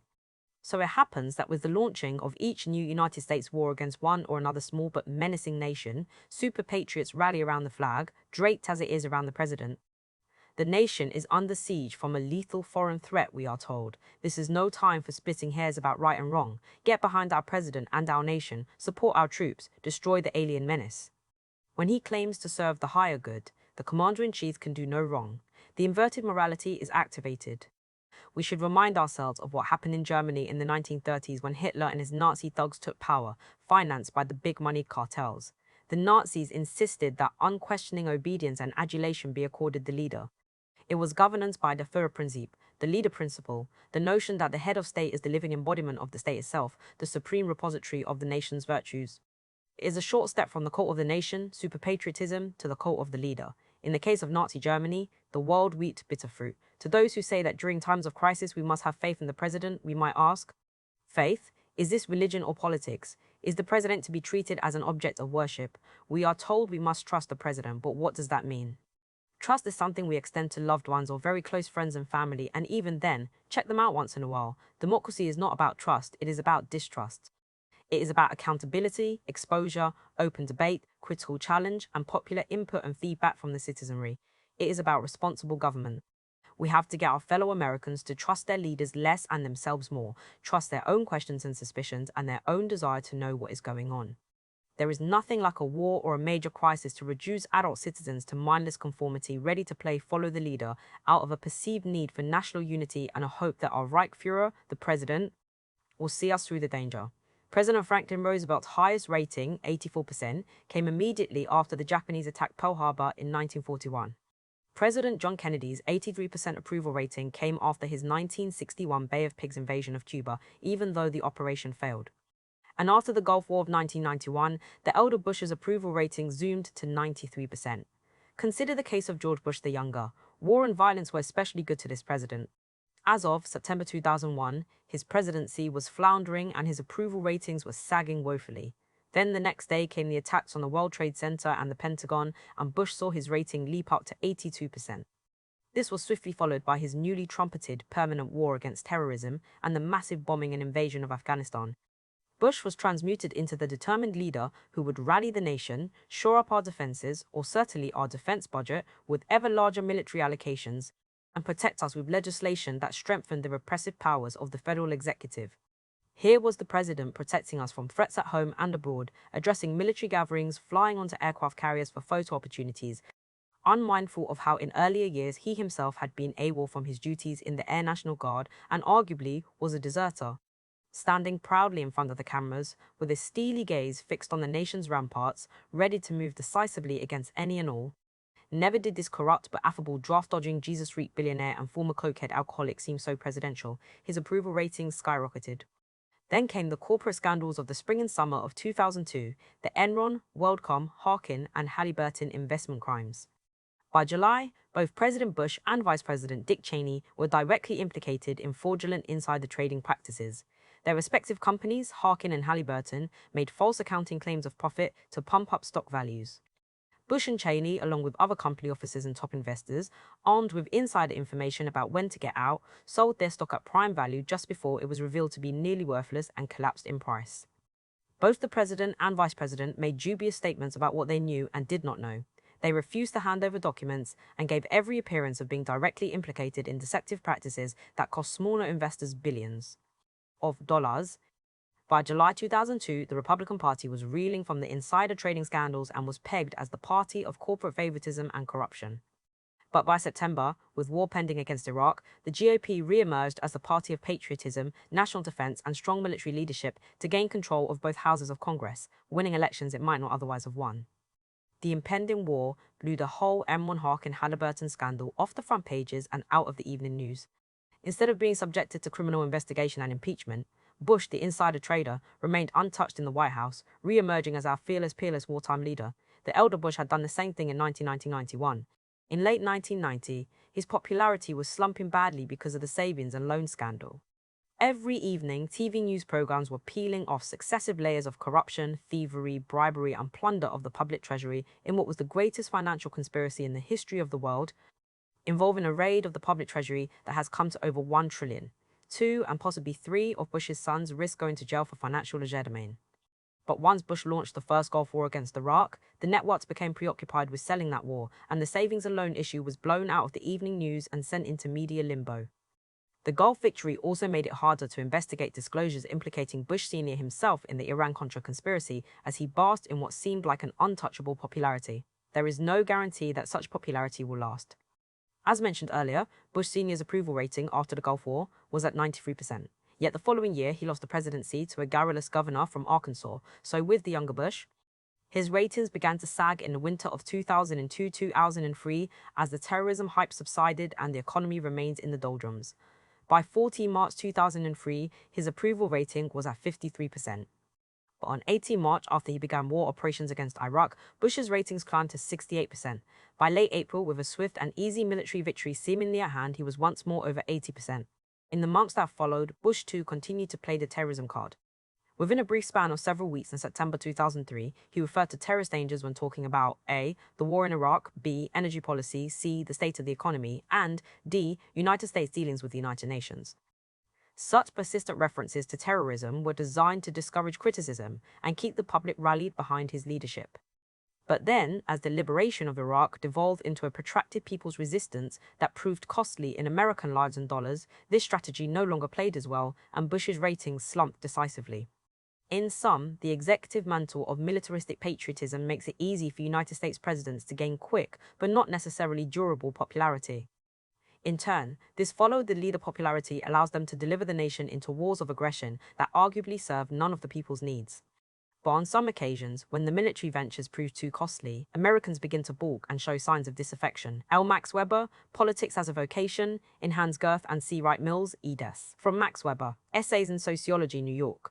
Oxford University Press, 1958-78. Weber recognized that the right to apply force is sometimes allotted to non-governmental institutions, as with security guards and private police, but only to the extent to which the state permits it. Patriotic fear. Superpatriots can be found in high and not so high places, in the White House and the local American Legion Post. We have been taught to think of blue-collar macho caricatures such as Joe Sixpack, Tony Hardhat, and Clyde Redneck as the hyper-nationalist prototypes. In fact, working Americans are less the promoters of superpatriotism and more its consumers and victims. They pay the heavy taxes that support a United States global military empire. They suffer the cuts in human services when so much of the nation's treasure is dissipated on war. And be they modest income whites, African Americans, Latinos, Asians, or whomever, they provide the foot soldiers who sacrifice life and limb in the empire's military ventures. It is the politico-economic rulers of this polity who are the major progenitors of superpatriotic ideology. They play a crucial role in what Cecilia O'Leary calls managing rituals of mass allegiance. They promote flag reverence, loyalty oaths, and nationalistic anniversaries. They urge the teaching of a sanitized version of United States history in public schools and establish national shrines and monuments. And they inaugurate the intensive propaganda campaigns that depict one or another foreign leader, nation, or movement as a threat to our national security. Patriotic pride is not enough. They know that a surer way to rally support for their ventures abroad is by inciting alarm at home. Behind all the patriotic cheer, there lurks a heavy dose of patriotic fear. Consider the witch hunts that were conducted against the Red Menace for the better part of the 20th century. Of their own accord, the American people supposedly were seized by a national hysteria, a collective phobia that caused them to see demon communists lurking everywhere. In fact, the public's fear of communism was tirelessly propagated over the years by federal and state authorities, corporate heads, media moguls, educational administrators, and other public and private elites. If anyone was immediately fear-stricken by the emergence of communism, it was the moneyed classes of the world. The plutocrats of various capitalist nations greeted the Russian Revolution of 1917 as a nightmare come true. The workers and peasants had overthrown not only the autocratic Tsar, but the rich property class that owned the factories, mineral resources, and most of the lands of the Tsarist Empire. As United States Secretary of State Robert Lansing noted at the time, the Russian Revolution served as a dangerous share-the-wealth example to the common people of other nations, including Americans, encouraging them to acquire, through political means, that which can only be achieved through hard work and diligence. In 1918, the United States, along with England, France, Canada, and 10 other capitalist countries, invaded Soviet Russia as part of a devastating but unsuccessful attempt to destroy the revolutionary Bolshevik communist government, a chapter of history unknown to most Americans. The common people of these Western nations expressed no great demand for military intercession into Soviet Russia. Quite the contrary. After a sanguinary world war that had just taken millions of lives, most people in the West wanted nothing more of bloodletting. The armed expedition to overthrow the Bolsheviks was hatched by their rulers without any public debate. During the same years, ruling authorities in the United States set about alerting the populace to the Red Menace. United States congressional investigations produced witnesses who gave harrowing accounts of the horrors of communist revolution in Russia. As one historian describes it, these witnesses declared that the Red Army was composed mainly of criminals, that the Russian Revolution had been conducted largely by former East Side New York Jews, that Bolshevism was the Antichrist, and that a stronger policy of Allied intervention was necessary. Ambassador Francis Dasta maintained that the Bolsheviki were killing everybody who wears a white collar or who is educated and who is not a Bolshevik. Anti-Bolshevik testimony was played up in the columns of the nation's newspapers, and once again the reading public was fed on highly colored tales of free love, nationalization of women, bloody massacres, and brutal atrocities. Newspaper editors never tired of referring to the Russian Reds as assassins and madmen, human scum, crime-mad, and beasts. Newspapers climaxed this sensational reporting with gigantic headlines: RED, Peril Heraldher, Plan Bloody Revolution, and Want Washington Government Overturned. After World War I, United States Attorney General Mitchell Palmer conducted raids against radical organizations, publications, and labor unions, incarcerating political dissidents on trumped-up sedition charges and deporting hundreds of immigrants charged with publicly entertaining anti-capitalist notions. Anti-communist witch hunts gathered renewed steam after World War II. Both governmental and private employees, from physicists to prize-fighters, had their personal lives and opinions scrutinized by federal, state, and local authorities. Thousands of law-abiding persons were purged from academia and from private industry because of their iconoclastic views or affiliations to organizations that were opposed to free market corporate capitalism. Millions were required to sign loyalty oaths. Prosecutions under the Smith Act and state sedition trials during the 1950s, followed by trumped-up prosecutions of student peace activists and black militants during the 60s and 70s, gave the United States a growing number of political prisoners. The overthrow of the Soviet Union and other Eastern European communist states from 1989 to 1992 did not bring much relief from anti-communist hype. Today, articles, books, films, and other preachments against communism continue to be produced, if not with quite the same abundance, certainly with the same demonizing certitude. While patriotism is wedded to American free enterprise, the whole comprising something called free market democracy, persons and organizations interested in developing more equitable and communal economic arrangements are seen as tainted by alien ideologies and wanting in loyalty to their country. Anti-communism continues to be inextricably linked to patriotism. Anti-communist orthodoxy so permeates United States political culture that some eminent progressive intellectuals are still denouncing the now-defunct Soviet Union, while pointing accusatory fingers at the shadowy ghost of Stalinism, which they see lurking within the progressive community. This left anti-communism matches anything found on the political right in its knee-jerk persistence. For decades, various United States rulers claimed that a huge military budget and repeated United States interventions around the world were necessary to contain an expansionist world communist movement with its headquarters in Moscow, or sometimes Beijing. But after the overthrow of the Soviet Union and other Eastern European communist nations, Washington made no move to diminish its military spending. Cold War weapons programs proceeded in full force, with new ones being added all the time, including elaborate plans to militarize outer space. To justify this continued global military apparatus, the White House and Pentagon began issuing jeremiads about a host of new enemies who menaced the United States, mostly smaller remote countries that were vastly weaker than the United States. The American people do not usually clamor for war or leap eagerly into armed conflict. Many will support an overseas military invasion once it is launched, but they do not of themselves urge such undertakings. They initiate many anti-war demonstrations, but few, if any, prowl ones. There are no vast crowds taken to the streets demanding that we bomb Iraq, invade Panama, dismember Yugoslavia, or spend another 20 years in Indochina. When they do lend support to military intervention, it is usually because they have been frightened into believing it is a matter of their very security and survival. Listen to what one key member of the United States policy elite had to say. John Foster Dulles was a wealthy corporate lawyer, conservative Republican, and Secretary of State in the Eisenhower administration. His brother and fellow multimillionaire, Allen Dulles, served as CIA director. John Foster was keenly aware of the need to stoke popular fears. In order to bring a nation to support the burdens of maintaining great military establishments, it is necessary to create an emotional state akin to war psychology. There must be the portrayal of external menace. To achieve this, Dulles went on, it is necessary to depict one's own country as a shining hero and the other country as the vilest villain. Once such an ideology has been fostered, the nation is a long way on the path to war. Nazi leader Hermann Goering offered a similar estimate when interviewed during the Nuremberg war crimes trials. Why, of course, the people don't want war. Why should some poor slob on a farm want to risk his life in a war when the best that he can get out of it is to come back to his farm in one piece? Naturally, the common people don't want war. Neither in Russia, nor in England, nor in America, nor for that matter in Germany. That is understood. But after all, it is the leaders of the country who determine the policy, and it is always a simple matter to drag the people along. People can always be brought to the bidding of the leaders. That is easy. All you have to do is tell them they are being attacked and denounce the pacifists for lack of patriotism and exposing the country to danger. It works the same way in any country. With each newly minted crisis, United States leaders roll out the same time-tested scenario. They start demonizing a foreign leader or leadership group, charging them with being communistic or otherwise dictatorial, dangerously aggressive, power-hungry, genocidal, given to terrorism or drug trafficking, ready to deny us access to vital resources, harboring weapons of mass destruction, or just inexplicably anti-American and anti-West. Lacking any information to the contrary, the frightened public, just as Goering said, are swept along. There is nothing particularly original in this interventionist scenario.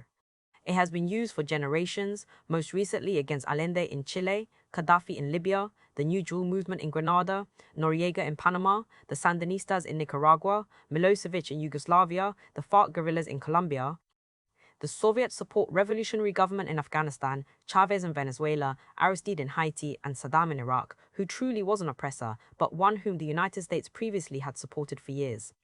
And whilst the leader is designated an evil menace and his country a rogue state, then United States leaders claim license to undermine that country's government with sanctions, trade embargoes, economic sabotage, subversive destabilization, mercenary paramilitaries, or if necessary, direct aerial attacks and invasion by United States forces. Consider how a war psychology was generated to support the Gulf War against Iraq in early 1991.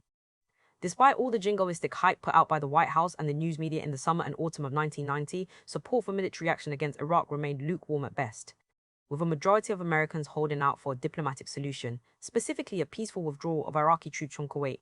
The Iraqis themselves were offering to withdraw while calling for a Middle East peace conference to settle disputes, an offer that Washington ignored.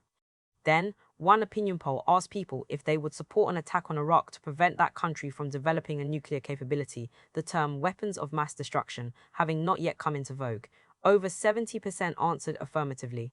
Immediately afterward, the elder Bush began insisting that Iraq posed a nuclear threat to the United States.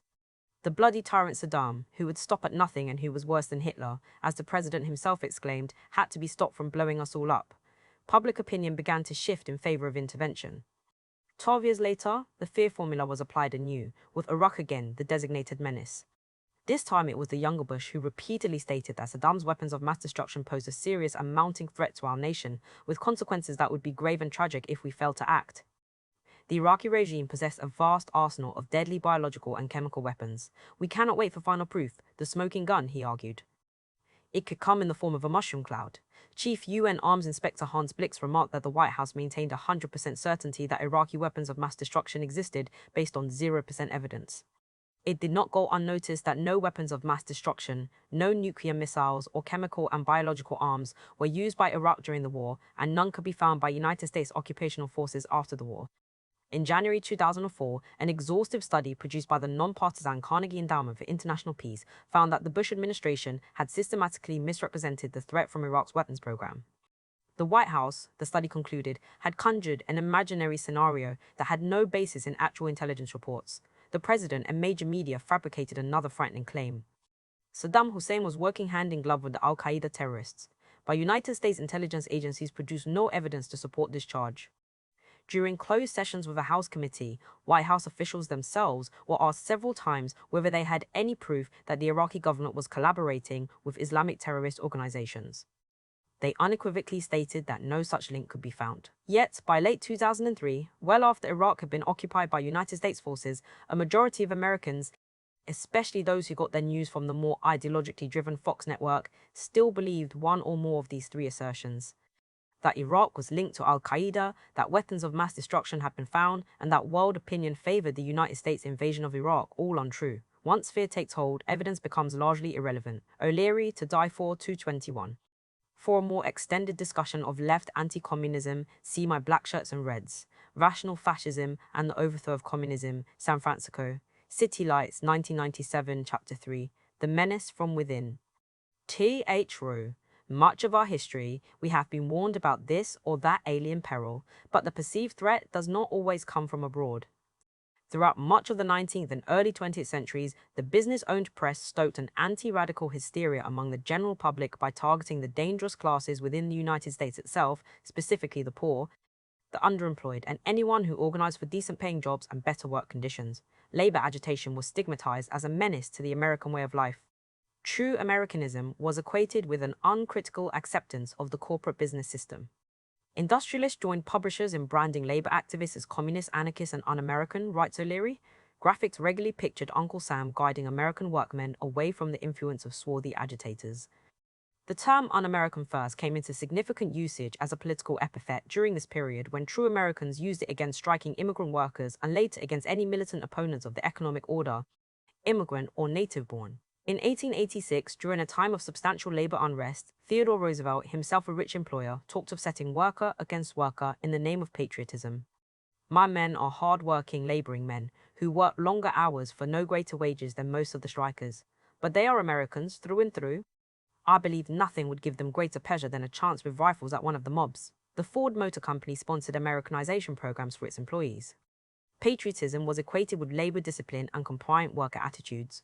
Other business firms fashion programs modeled after Ford's, what often brings out the worst aspects of superpatriotism. In 1917, as the nation plunged into hostilities with Germany, domestic labor disputes were treated as acts of outright disloyalty. President Woodrow Wilson warned that the masters of Germany were using American liberals, socialists, and the leaders of labor to carry out their designs. Federal and state authorities suppressed radical publications, issued injunctions against strikes, harassed and jailed labor organizers, and launched legislative hearings, mass arrests, deportations, and political trials against labor militants. About 1,000 people were sentenced to prison for denouncing the war as a rich man's venture, some for as much as 30 years. In the 1930s, during the Great Depression, corporations like Ford took matters into their own hands, hiring mobsters and company thugs to beat union organizers and terrorize strikers. Corporate-sponsored ultranationalist violence occurred in other capitalist countries as well. During the rise of fascism in Italy, Lithuania, Germany, Hungary, and Japan, patriotic goon squads were hired by business owners to smash labor unions and leftist political parties and publications. Sometimes the menace from within consisted of nothing more than an influx of poor and peaceful immigrants. For generations, successive waves of newcomers, with their different appearances and alien ways, were seen as undermining the American way of life. Those immigrants who manifested any political deviancy or labor militancy risked incarceration and deportation. More recently, in 2002, with the much-hyped war on terrorism in full swing, the federal government ordered 82,000 immigrant men to register with federal enforcement agencies. The targeted group consisted almost entirely of persons from 24 Muslim countries. Not a single person caught in this dragnet was charged with a terrorist crime. Approximately 13,000 were indicted for overstaying their visas or for relatively minor violations such as failure to report a change of address. Thousands were held incommunicado or summarily deported. Thousands more faced prolonged detention without a hearing or benefit of legal counsel. Another alarming issue regularly magnified by the authorities and the media is the problem of crime. More than a half-century ago, Dwight Eisenhower campaigned his way into the White House on a platform that promised to fight communism, crime, and corruption. In all the years that followed, political office holders have heaped praise upon themselves for tirelessly waging a war on crime and a war on drugs, outdoing each other in trying to appear tough on this issue. Police and prison budgets skyrocketed, as did prison populations, the latter consisting heavily of non-violent drug offenders serving draconian sentences. Under such bombardment, public apprehension about crime accelerated far more precipitously than the actual crime rate. Today, America is a nation feeling itself under siege from its criminal element. It is a land of gated communities, heavily guarded apartment towers, and millions of households armed with guns ready to dispatch unidentified trespassers. Fear of crime is supplemented with fear of ethnic minorities, terrorists, immigrants, foreigners, gays, feminists, rampaging teenagers, and outspoken peace protesters in what amounts to a generalized culture of fear. Menacing images are implanted in our brains during our most imaginative and malleable years. In the United States, millions of children spend thousands of hours in front of the television set each year, ingesting a steady diet of violence-ridden programs. By the time the average teenager is graduated from high school, he or she will have witnessed about 13,000 TV killings and many times that number of assaults, fistfights, robberies, shootouts, rapes, and attempted rapes. A survey by the National Institute of Mental Health found that the level of fear among children increases with heavy television viewing. Very young children, unable to grasp the motives behind the violence, tend to see almost everyone on TV as involved in a universal mode of brutality and threat, not just children. Adults too ingest a steady diet of shows that feature every known violent act. Deranged murderers terrorize train passengers, kidnappers torment and kill their captives, terrorize women careen about in their homes stalked by determined intruders, vampires slurp the blood of trembling maidens, ghoulish maniacs massacre people with chainsaws, and so on. In 1992, in my book about the entertainment media, I wrote, after enough days, months, and years of consuming this kind of fare, we might well be ready to vote for authoritarian law and order candidates, support the death penalty, increase military spending, bomb Iraq, buy a gun, and shoot anyone who strolls across our lawn after dusk. Numerous movies and television shows regularly glorify the rogue cop who operates outside the law in order to more effectively vanquish the evildoers. Ridden with fear, the public is not squeamish about tough law officers who throw away the rulebook. If anything, many citizens cheer the police onward, regardless of how brutally they might behave, whether in crime shows or in real life. People who live in fear of being harmed by perpetrators are not too concerned about individual rights and other constitutional niceties. The last thing they want is for police to have their hands tied in their war on crime. Children's adventure shows and video games also help propagate a culture of fear and provide the dehumanizing practice of destroying human targets. One recently marketed electronic game designed for 8 to 13-year-olds offers a new race of powerful hybrid warriors who contest alien invaders trying to take over the world. A study of the most watched children cartoon shows reveals a pattern. Episodes tend to have one main evil leader who is accompanied by ferocious animals or by foreigners with unpleasant accents or other odd-looking characters who turn out to be sadistic scientists and assassins. In the thriller films pitched to older audiences, the basic paradigm is roughly the same. The world is swarming with fearsome aggressors who want to do us in. Virtuous Americans are menaced by evil foreigners, communists, cutthroats, diabolic geniuses, screaming savages, alien space invaders, giant asteroids, slimy serpentine creatures from beneath the lagoon, murderous mutant microbes, and other natural and supernatural perils. The ordinary people seem unable to defend themselves through collective action. Their role is to run hither and thither screaming to be saved from the menace. And saved they are, after suffering enough casualties, by individual heroes or state authorities who resort to generous applications of violence to make everything nice again. Good guys and their enemies never get together to negotiate a peaceful settlement, they only meet to go at each other's throats. Fed a lifelong diet of such offerings, many Americans have little difficulty accepting the picture painted by our leaders of a world full of vicious adversaries, lurking within and without our borders, just waiting to pounce upon us. These malefactors can only be deterred by more police, more prisons, more repressive laws at home, and a huge high-tech global military establishment to deal with the menace abroad. Frightened people in want of protection do not desire rulers who are overly scrupulous about the methods they use. They prefer ones who are unfettered by the niceties of international law and justice. They want leaders who will stop at nothing when dealing with enemies who themselves purportedly will stop at nothing. They believe we need to fight fire with fire. We need to be ruthless and unsparing in order to prevent the evildoers from messing with us. We must maintain our credibility as a great power by demonstrating our willingness to act forcefully anywhere in the world. Just as many Americans cheer the tough road cop who protects them from sinister perpetrators at home, so do they rally around the tough national leader who protects them from one or another perceived global menace. In early 2003, on the eve of the Second War on Iraq, Americans reached new levels of super-patriotic panic when they turned their fear, and with it their hostility, toward the French. The French? France vetoed the United States resolution calling for United Nations support of military action against Iraq. Other UN Security Council members such as Germany, Russia, and China also failed to support the United States resolution. But it was the French who dared to play the lead opposition role during the debate. United States media pundits and right-wing talk show hosts lost no time in launching Francophobic attacks. How dare the French try to keep us from having our way against Iraq? Don't they remember how America rescued them in World Wars I and II? If it wasn't for us, they would be speaking German today. In any case, what is a second-rate nation like France doing with a permanent seat and veto on the UN Security Council?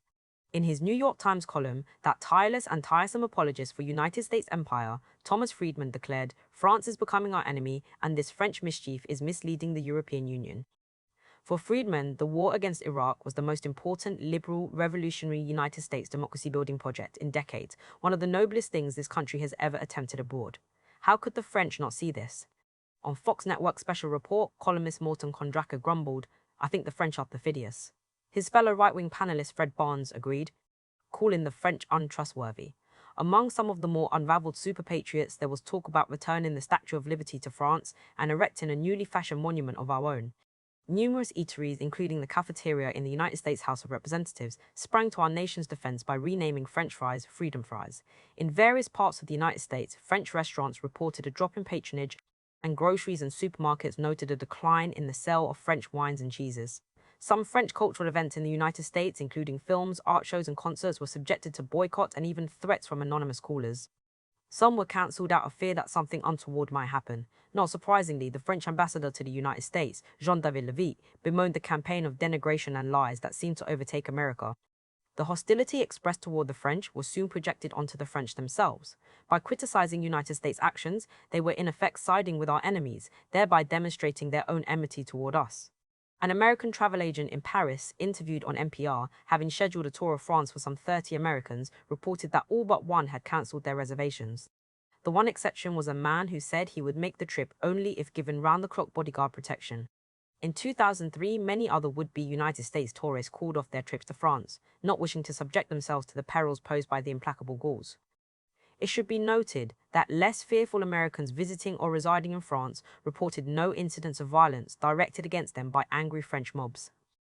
It seems the perfidious French had no idea that they were supposed to be preying upon American visitors.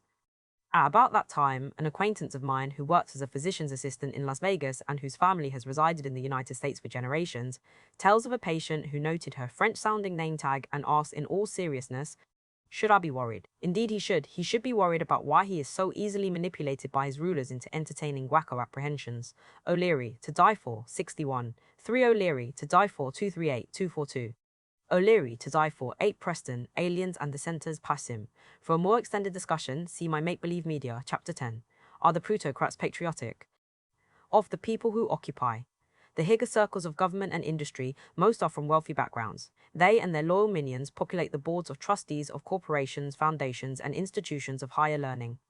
They own or otherwise have ready access to the giant media conglomerates. Some of them finance conservative think tanks. The more politically active among them move in and out of the top policy positions in Washington. Though relatively few in number, they own the lion's share of the nation's material resources. They set the interest rates and control the money supply. They play a dominant role in determining the wage levels and working conditions of millions. They enjoy oligarchic control of the major technologies of industrial production and communication. Taken together, these various elite groupings compose what might be called a plutocracy, a system of rule by and for the wealthy. They do not operate with perfect cohesion. They sometimes have differences among themselves and endure confusions and setbacks. Still, on the basic issues they hold to a common class interest, dedicated to seeing that the capital accumulation process continues unabated. Their wealth serves their power, and their power serves their wealth. Plutocratic rulers are among the major purveyors of superpatriotic enthusiasm, but they rarely practice what they preach. They hail the idea of a healthy America, yet they resist universal healthcare programs, defund public health services, and work closely with the giant pharmaceutical and insurance industries to make healthcare highly profitable for a few corporations and painfully expensive for the rest of us. They urge us on to ever greater feats of economic sacrifice and self-reliance, and tell us not to expect government handouts, while they and their giant firms annually pocket hundreds of billions of dollars in government loan guarantees, bailouts, risk capital, equity capital, export subsidies, and enormously lucrative government contracts. They insist that everyone should shoulder the burdens of public debt and public expenditure, but they repeatedly push through tax cuts for their wealthy class. In addition, they regularly enjoy billions in tax credits and tax write-offs and often are outright tax evaders. The Internal Revenue Service estimates that offshore subsidiaries and tax havens cost the United States Treasury $70 billion a year and billions more in unpaid state and local taxes. Superpatriotic plutocrats also manifest little interest in conserving America's environmental treasure. Instead, they allow timber and mining interests and agribusiness to plunder our natural terrain. They pursue fossil fuel and nuclear energy policies that wreak havoc on our land, waters, and atmosphere. They treat the natural resources of the country as so much disposable material for fast buck profits. They say they love America even as they inflict gashing wounds upon its landscape. The ruling elites intone endlessly about family values, moral character, and clean living, while themselves falling well short of these standards. Being no more pristine than the rest of us in their personal lives, and often seriously corrupt and dishonest in their public capacities, as the Enron, Wellcome, Halliburton, Harkin, and other multi-billion-dollar corporate scandals demonstrated. The corporate criminals use illicit accounting schemes and insider trading to filch billions of dollars from worker pension funds and small investors. The cost of low-level street crime in 2002 was $18 billion, while the cost of antitrust violations and other corporate crimes was $250 billion. Such criminality does not fit well with the plutocracy's claim to civic virtue and patriotism. It cannot be very patriotic to pilfer federal, state, and local treasuries and squander United States tax dollars. Yet in the hands of our super-patriotic plutocrats, the federal surplus of $281 billion that existed in 2000 dissolved into a budget-busting deficit of $480 billion by fiscal year 2004. Due mostly to huge subsidies and multi-billion-dollar tax cuts to very rich individuals and corporations. It is not very patriotic to routinely overcharge the United States government for supplies and services, or submit falsely bloated, non-competitive bids for government contracts, or provide shoddy goods to United States military personnel in combat zones. Yet in February 2004, the Pentagon opened a criminal fraud investigation of Halliburton, the giant Texas oil services firm, for overcharging the United States government at least $61 million for fuel transported into Iraq from Kuwait. United States military commanders in Iraq told Pentagon chiefs that they lack sanitary services and blast-proof barriers that a Halliburton subsidiary was supposed to provide. Halliburton was also being investigated for overcharging $16 million for meal services to the military and various other potentially scandalous dealings. It is not very patriotic to engage in war profiteering. In November 2003, a provision was inserted into the $87 billion spending bill slated for Iraq that would have made it a felony to overcharge the government for any goods or services intended for war or reconstruction in Iraq and Afghanistan. But a Republican-controlled Congressional Conference Committee deleted the provision from the final version of the bill. It is not patriotic to fix prices in order to overcharge American consumers billions of dollars for goods and services. It is not patriotic to evade occupational safety standards, to force employees to work unpaid overtime, to violate the National Labor Relations Act by firing workers for their union organizing efforts. Yet these are all common plutocratic practices. The plutocrats profess a devotion to American democracy, yet through their state security agencies they repeatedly violate democratic practice and principle, resorting to harassment and suppression of dissident organizations, launching police attacks on street protesters, using planted evidence, false arrests, wiretapping, infiltration, and other dirty tricks against law-abiding citizens whose only crime has been to voice criticisms of plutocratic policies at home and abroad. The United States Patriot Act allows federal agents to conduct surveillance and searches against any United States citizen without having to show probable cause. The government now has broad access to everybody's business and personal records, including library and book buying habits. The plutocrats have been subverting what is left of our democratic sovereignty in a series of free trade agreements with other capitalist nations. The private corporations of one country can enjoin the government of another country from implementing environmental regulations and consumer and worker safety standards if these are deemed to be restraints on trade. The free trade agreements can prohibit federal, with such accords as GATT, DAT, DAT, NAFTA, CAFTA, and FTAA state, and local governments from providing not-for-profit human services when such services create lost market opportunities or in other ways interfere with the investments of foreign corporations that want to enter these markets. The accords are designed to gut essential public services and protections. The super patriots in the White House have imposed these agreements upon us with no consultation or approval by governors, state assemblies, or city councils, with virtually no public input, and in the face of opposition from the peoples of countries throughout the world, including the United States. What is being lost is not only the public services and regulations themselves, but the democratic sovereign right of Americans and peoples of other nations to promote such protective laws and programs. The free market right to invest is elevated above every other public right, including the right to self-governance. In effect, the international moneyed interests assume a veto power over most public policy and democratic legislation.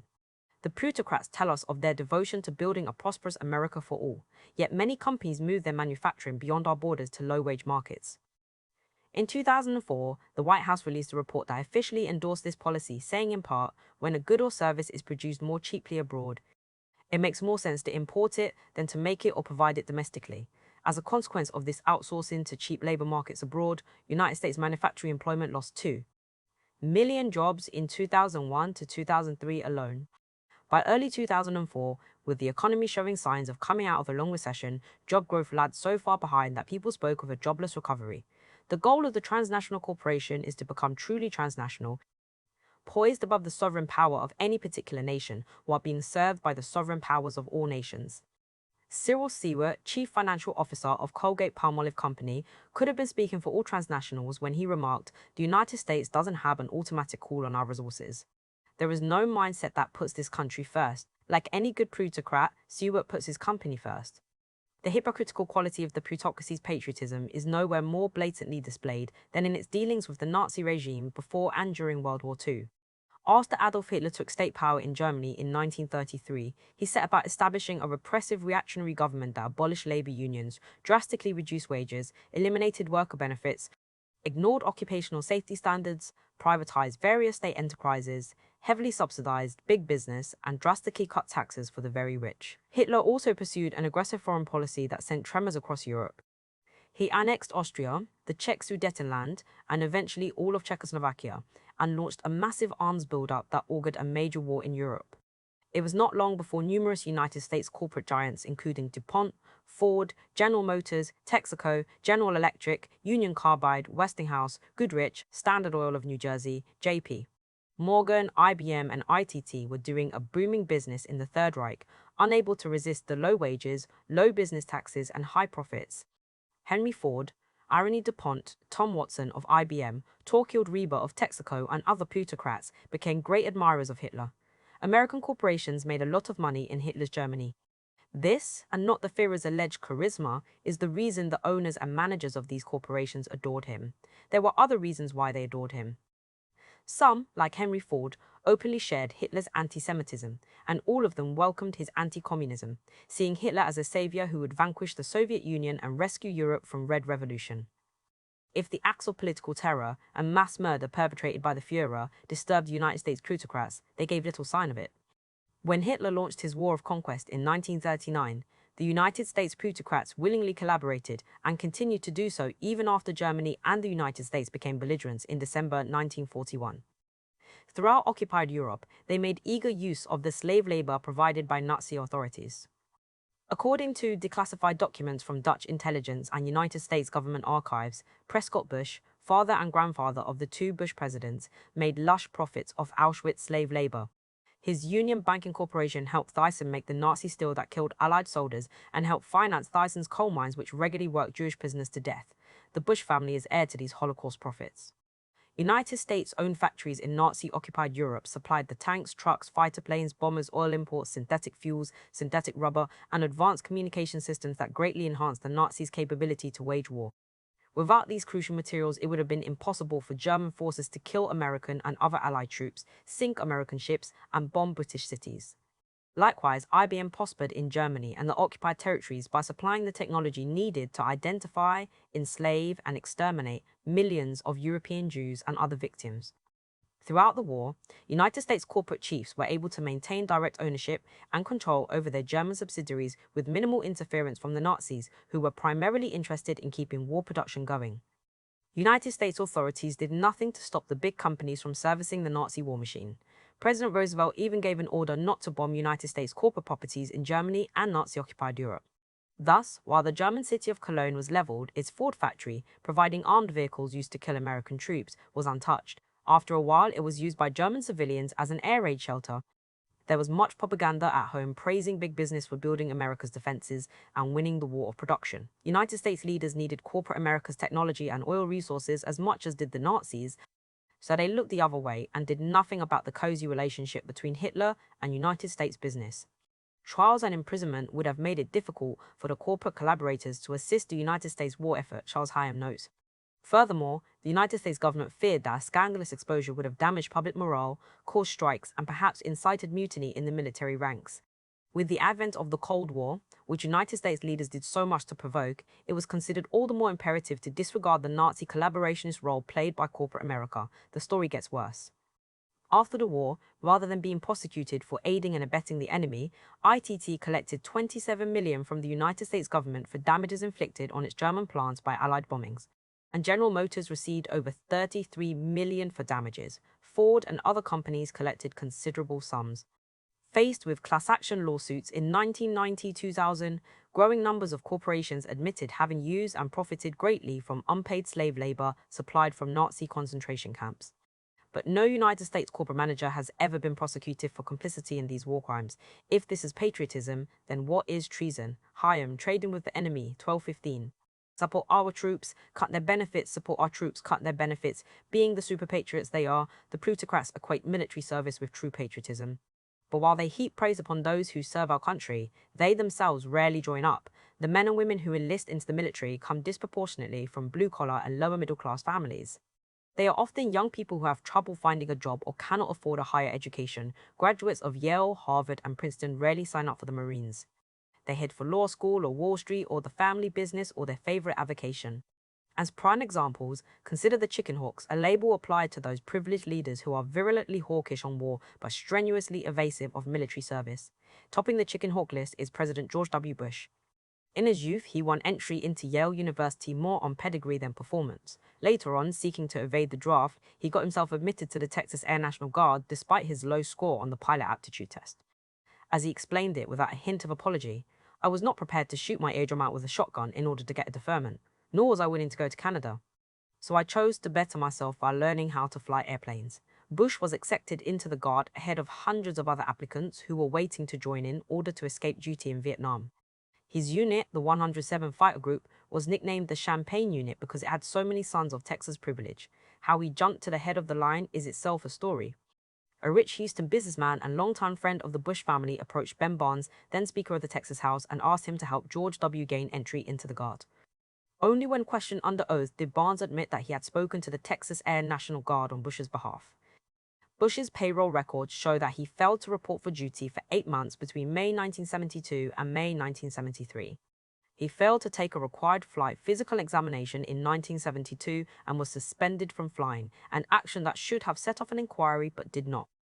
In February 2004, the White House released documents that purportedly proved that Bush had shown up for duty in 1972 with the 87th Fighter Group in Alabama, to which he had transferred in order to work on a political campaign. But White House officials could not say what duties he performed, nor could Bush, and no one in the 87th came forward with recollections of having served with him. His commanders say he did not appear for duty at bases in Texas and Alabama, where he had been assigned during that 1972-1973 period. Instead of being prosecuted for desertion, Bush was awarded an honorable discharge 8 months early in order to attend Harvard Business School. Bush's military records should have contained paperwork explaining why he was allowed to leave well before his enlistment ended, but no explanation has been released. It seems this presidential super patriot received favorable treatment to get into the National Guard and favorable treatment to get out. Then there is Vice President Dick Cheney, who explained why he did not serve during the Vietnam War. I had other priorities in the 60s than military service. Cheney received draft deferment as a college student. Upon graduating, he was able to avoid the drafts by getting married. But in 1964, the government announced married men would be drafted unless they were fathers. 9 months and 2 days after that announcement, in an act of superb timing, the Cheneys had their firstborn. Other high-ranking super-patriotic members of the Bush administration who avoided the draft included Karl Rove, Richard Pell, Paul Wolfowitz, John Ashcroft, Elliott Abrams, John Bolton, Douglas Feith, and Andrew Card. So too Republican congressional leaders Trent Lott, Dennis Hastert, Dick Armey, and Tom DeLay. And we must not forget right-wing media hawks like George Will, William Kristol, and Rush Limbaugh. DeLay reportedly said that he would have served, but all the draft slots in his area were taken up by blacks. And rabid radio reactionary Limbaugh got a medical deferment because of his anal cysts, a condition that normally responds to treatment, but in Limbaugh's case proved oddly incurable for the duration of the Vietnam War. One is not required to have served in the military in order to formulate governmental policy. Indeed, the principle of civilian rule over the military is enshrined in our Constitution. What is so objectionable about the super-patriotic chicken hawks is not their lack of combat experience as such. It is the hypocritical disparity between their tough jingoistic war stance and their own active avoidance of the draft. They pursue wars with all their hearts and minds but not with their bodies. They escape conscription by using draft deferments, dubious medical exemptions, and family influence. Years after Vietnam, now occupying prominent public positions, these same chicken hawks again brayed for blood, this time targeting Iraq. Once again, they were ready to send other families' offspring into the fray, not their own. They equated militarism with patriotism and preached sacrifice and devotion to flag and country. Yet their own patriotic sacrifices consisted mostly of sticking tiny American flag pins into the lapels of their high-priced suits. If patriotism means supporting our troops, then no one is more lacking in patriotism than the ruling plutocracy. In 2003 to 2004, hundreds of United States troops who had been wounded in Iraq were warehoused for months at places like Fort Stewart, Georgia, in hot, dirty, overcrowded cement barracks waiting for medical treatment. They had to hobble across the sand to use the bathroom and had to pay for their toilet paper, and only after protests from the United States Senate did the White House stop charging wounded soldiers $8 per day for their hospital meals. Many of the badly wounded said that they were seeing their pay and health benefits severely reduced now that they were no longer fit for active duty. More than 200,000 veterans of earlier wars have had to wait 6 months or longer for their first appointment with the Veterans Administration. Thousands have waited years to get into overcrowded and understaffed VA hospitals to receive disability assistance, often being unable to pay their own living expenses in civilian life. Not surprisingly, a large portion of the homeless are veterans of past wars, some with untreated mental and physical ailments. In February 2002, at the very time he was sending thousands of troops to fight in Afghanistan, Bush Jr. proposed tripling the cost of medications to needy veterans. In 2003, his administration announced it was cutting off access to its healthcare system for approximately 100 veterans and slicing out 100 veterans and slicing out $1 billion in military housing and medical facility funding. Also in 2003, while heaping praise on the men and women doing military service, Bush refused a congressional request for a relatively modest $275 million to cover veterans' healthcare needs. In his 2004 budget, he slashed $2 billion from the VA's already insufficient funds. The Bush administration even ordered officials to stop publicizing health benefits available to veterans. While praising the National Guard and reservists for serving in Iraq, Bush opposed a proposal to allow them access to the Pentagon's health insurance system. His administration also announced its plan to reduce monthly imminent danger pay from $225 to $150 and family separation allowance from $250 to $100 for troops getting shot at in combat zones. There are other strange ways that the plutocracy supports our troops. For experimental purposes, the government has repeatedly exposed United States military personnel to dangerously toxic substances. From 1962 to 1973, the Pentagon used potentially harmful chemical and biological agents in 50 secret tests involving thousands of unwitting United States troops, a fact that was not publicized until 2002. In addition, thousands of GI guinea pigs were subjected to atomic bomb tests after World War II, tens of thousands were exposed to Agent Orange during the Vietnam War, and many more were contaminated by depleted uranium DU during the Gulf War of 1991. The Pentagon never warned their own troops about DU, and for years officials denied that a problem existed. Over 130,000 Gulf veterans filed for disability, complaining of aching joints, memory problems, nausea, and illness. Almost 10,000 have died prematurely. Many family members also have sickened, and a disproportionate number of Gulf veteran offspring suffer from birth defects. Populations in Indochina, Yugoslavia, Iraq, Colombia, and elsewhere that have been exposed to DU or Agent Orange or other toxic sprays have suffered in far greater numbers than have United States service personnel and their families. But these foreigners do not even enter the superpatriotism equation except as defenseless targets. One of the things plutocrats like about war is its huge financial cost. The more taxpayers' money spent on war contracts, the more plentiful are the profits. Many supplies and services, including those relating to food and housing, traditionally performed by soldiers, have been handed over to private contractors such as Kellogg Brown and Root, a Halliburton subsidiary. The result is that United States troops in Iraq endured months of poor living conditions, inedible food, and low-performing equipment. Some of the private contractors even failed to show up because of the dangers presented by the Iraqi armed resistance. In 2003, a report by the Congressional Budget Office revealed that only about $2 billion of the $4 billion expended monthly on the Iraq War could be accounted for by the White House and the Pentagon. Meanwhile, the Pentagon barred French, German, and Russian companies from competing for the multi-billion-dollar contracts for the reconstruction of Iraq. All the reconstruction and oil extraction business was given to Halliburton, Bechtel, and some 70 other United States firms, usually at non-competitive fees set by the companies themselves. In 2003, the Bush administration sought to block a group of American veterans who had been tortured in Iraqi prisons during the Gulf War of 1991 from collecting any of the hundreds of millions of dollars in frozen Iraqi assets that a federal court had awarded them. Administration lawyers argued that the frozen assets would be better spent on Iraqi reconstruction contracts.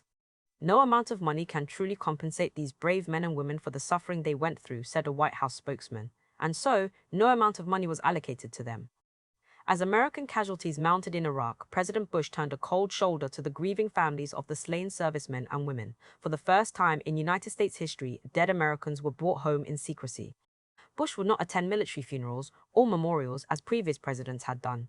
The Pentagon notified all news media that no television and photographic coverage was allowed of coffins returning to Dover Air Force Base. The military brass explained that this was to respect the privacy of the families. Actually, with no pictures of flag-draped caskets, the public was less likely to think of them. Even the term body bags was no longer used. The spin artists at the Pentagon now refer to the plastic encasements that carried slain soldiers as transfer tubes. So we return to the question posed in the previous chapter. Are our plutocratic rulers patriotic? Well, yes they are, but only when it serves their purposes and only when it does not cost them anything. They are patriotic in that hollow, abstract way, a patriotism empty of content, a patriotism of showy flurries and words.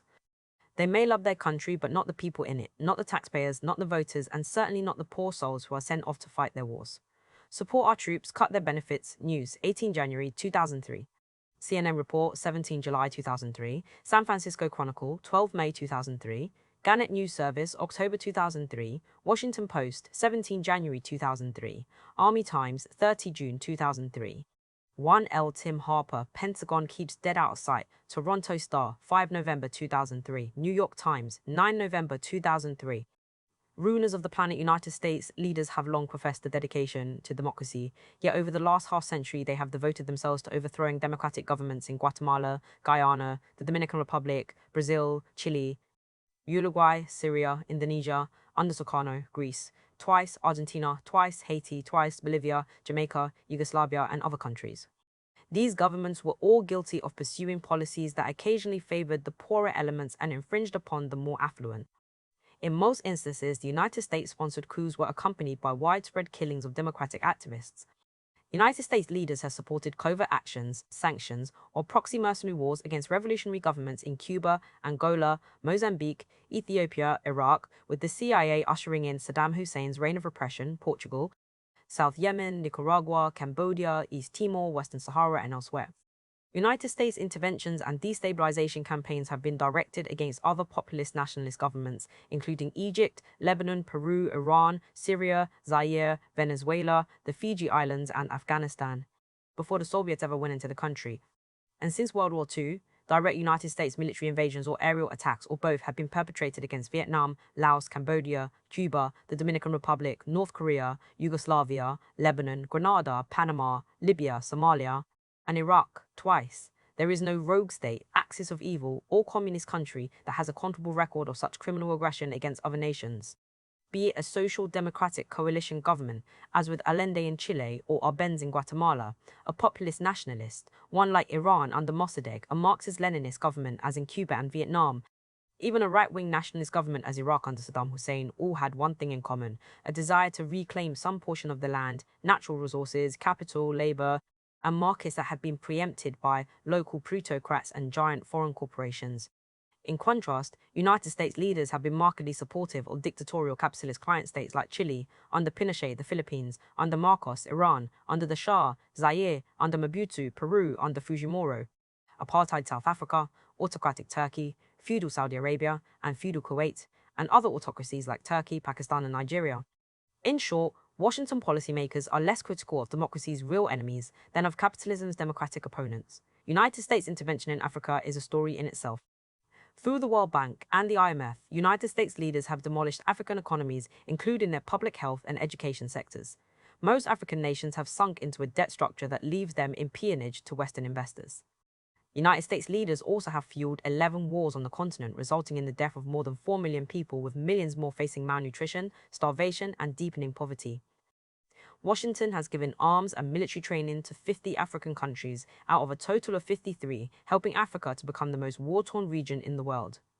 During the 1990s alone, 32 African countries experienced violent conflict. All this well-fueled strife has enabled the United States and other Western interests to attain control of Africa's abundant resources. The more war-ravaged and poverty-stricken are the African nations, the more ready they are to sell their labor and natural resources at rock-bottom prices.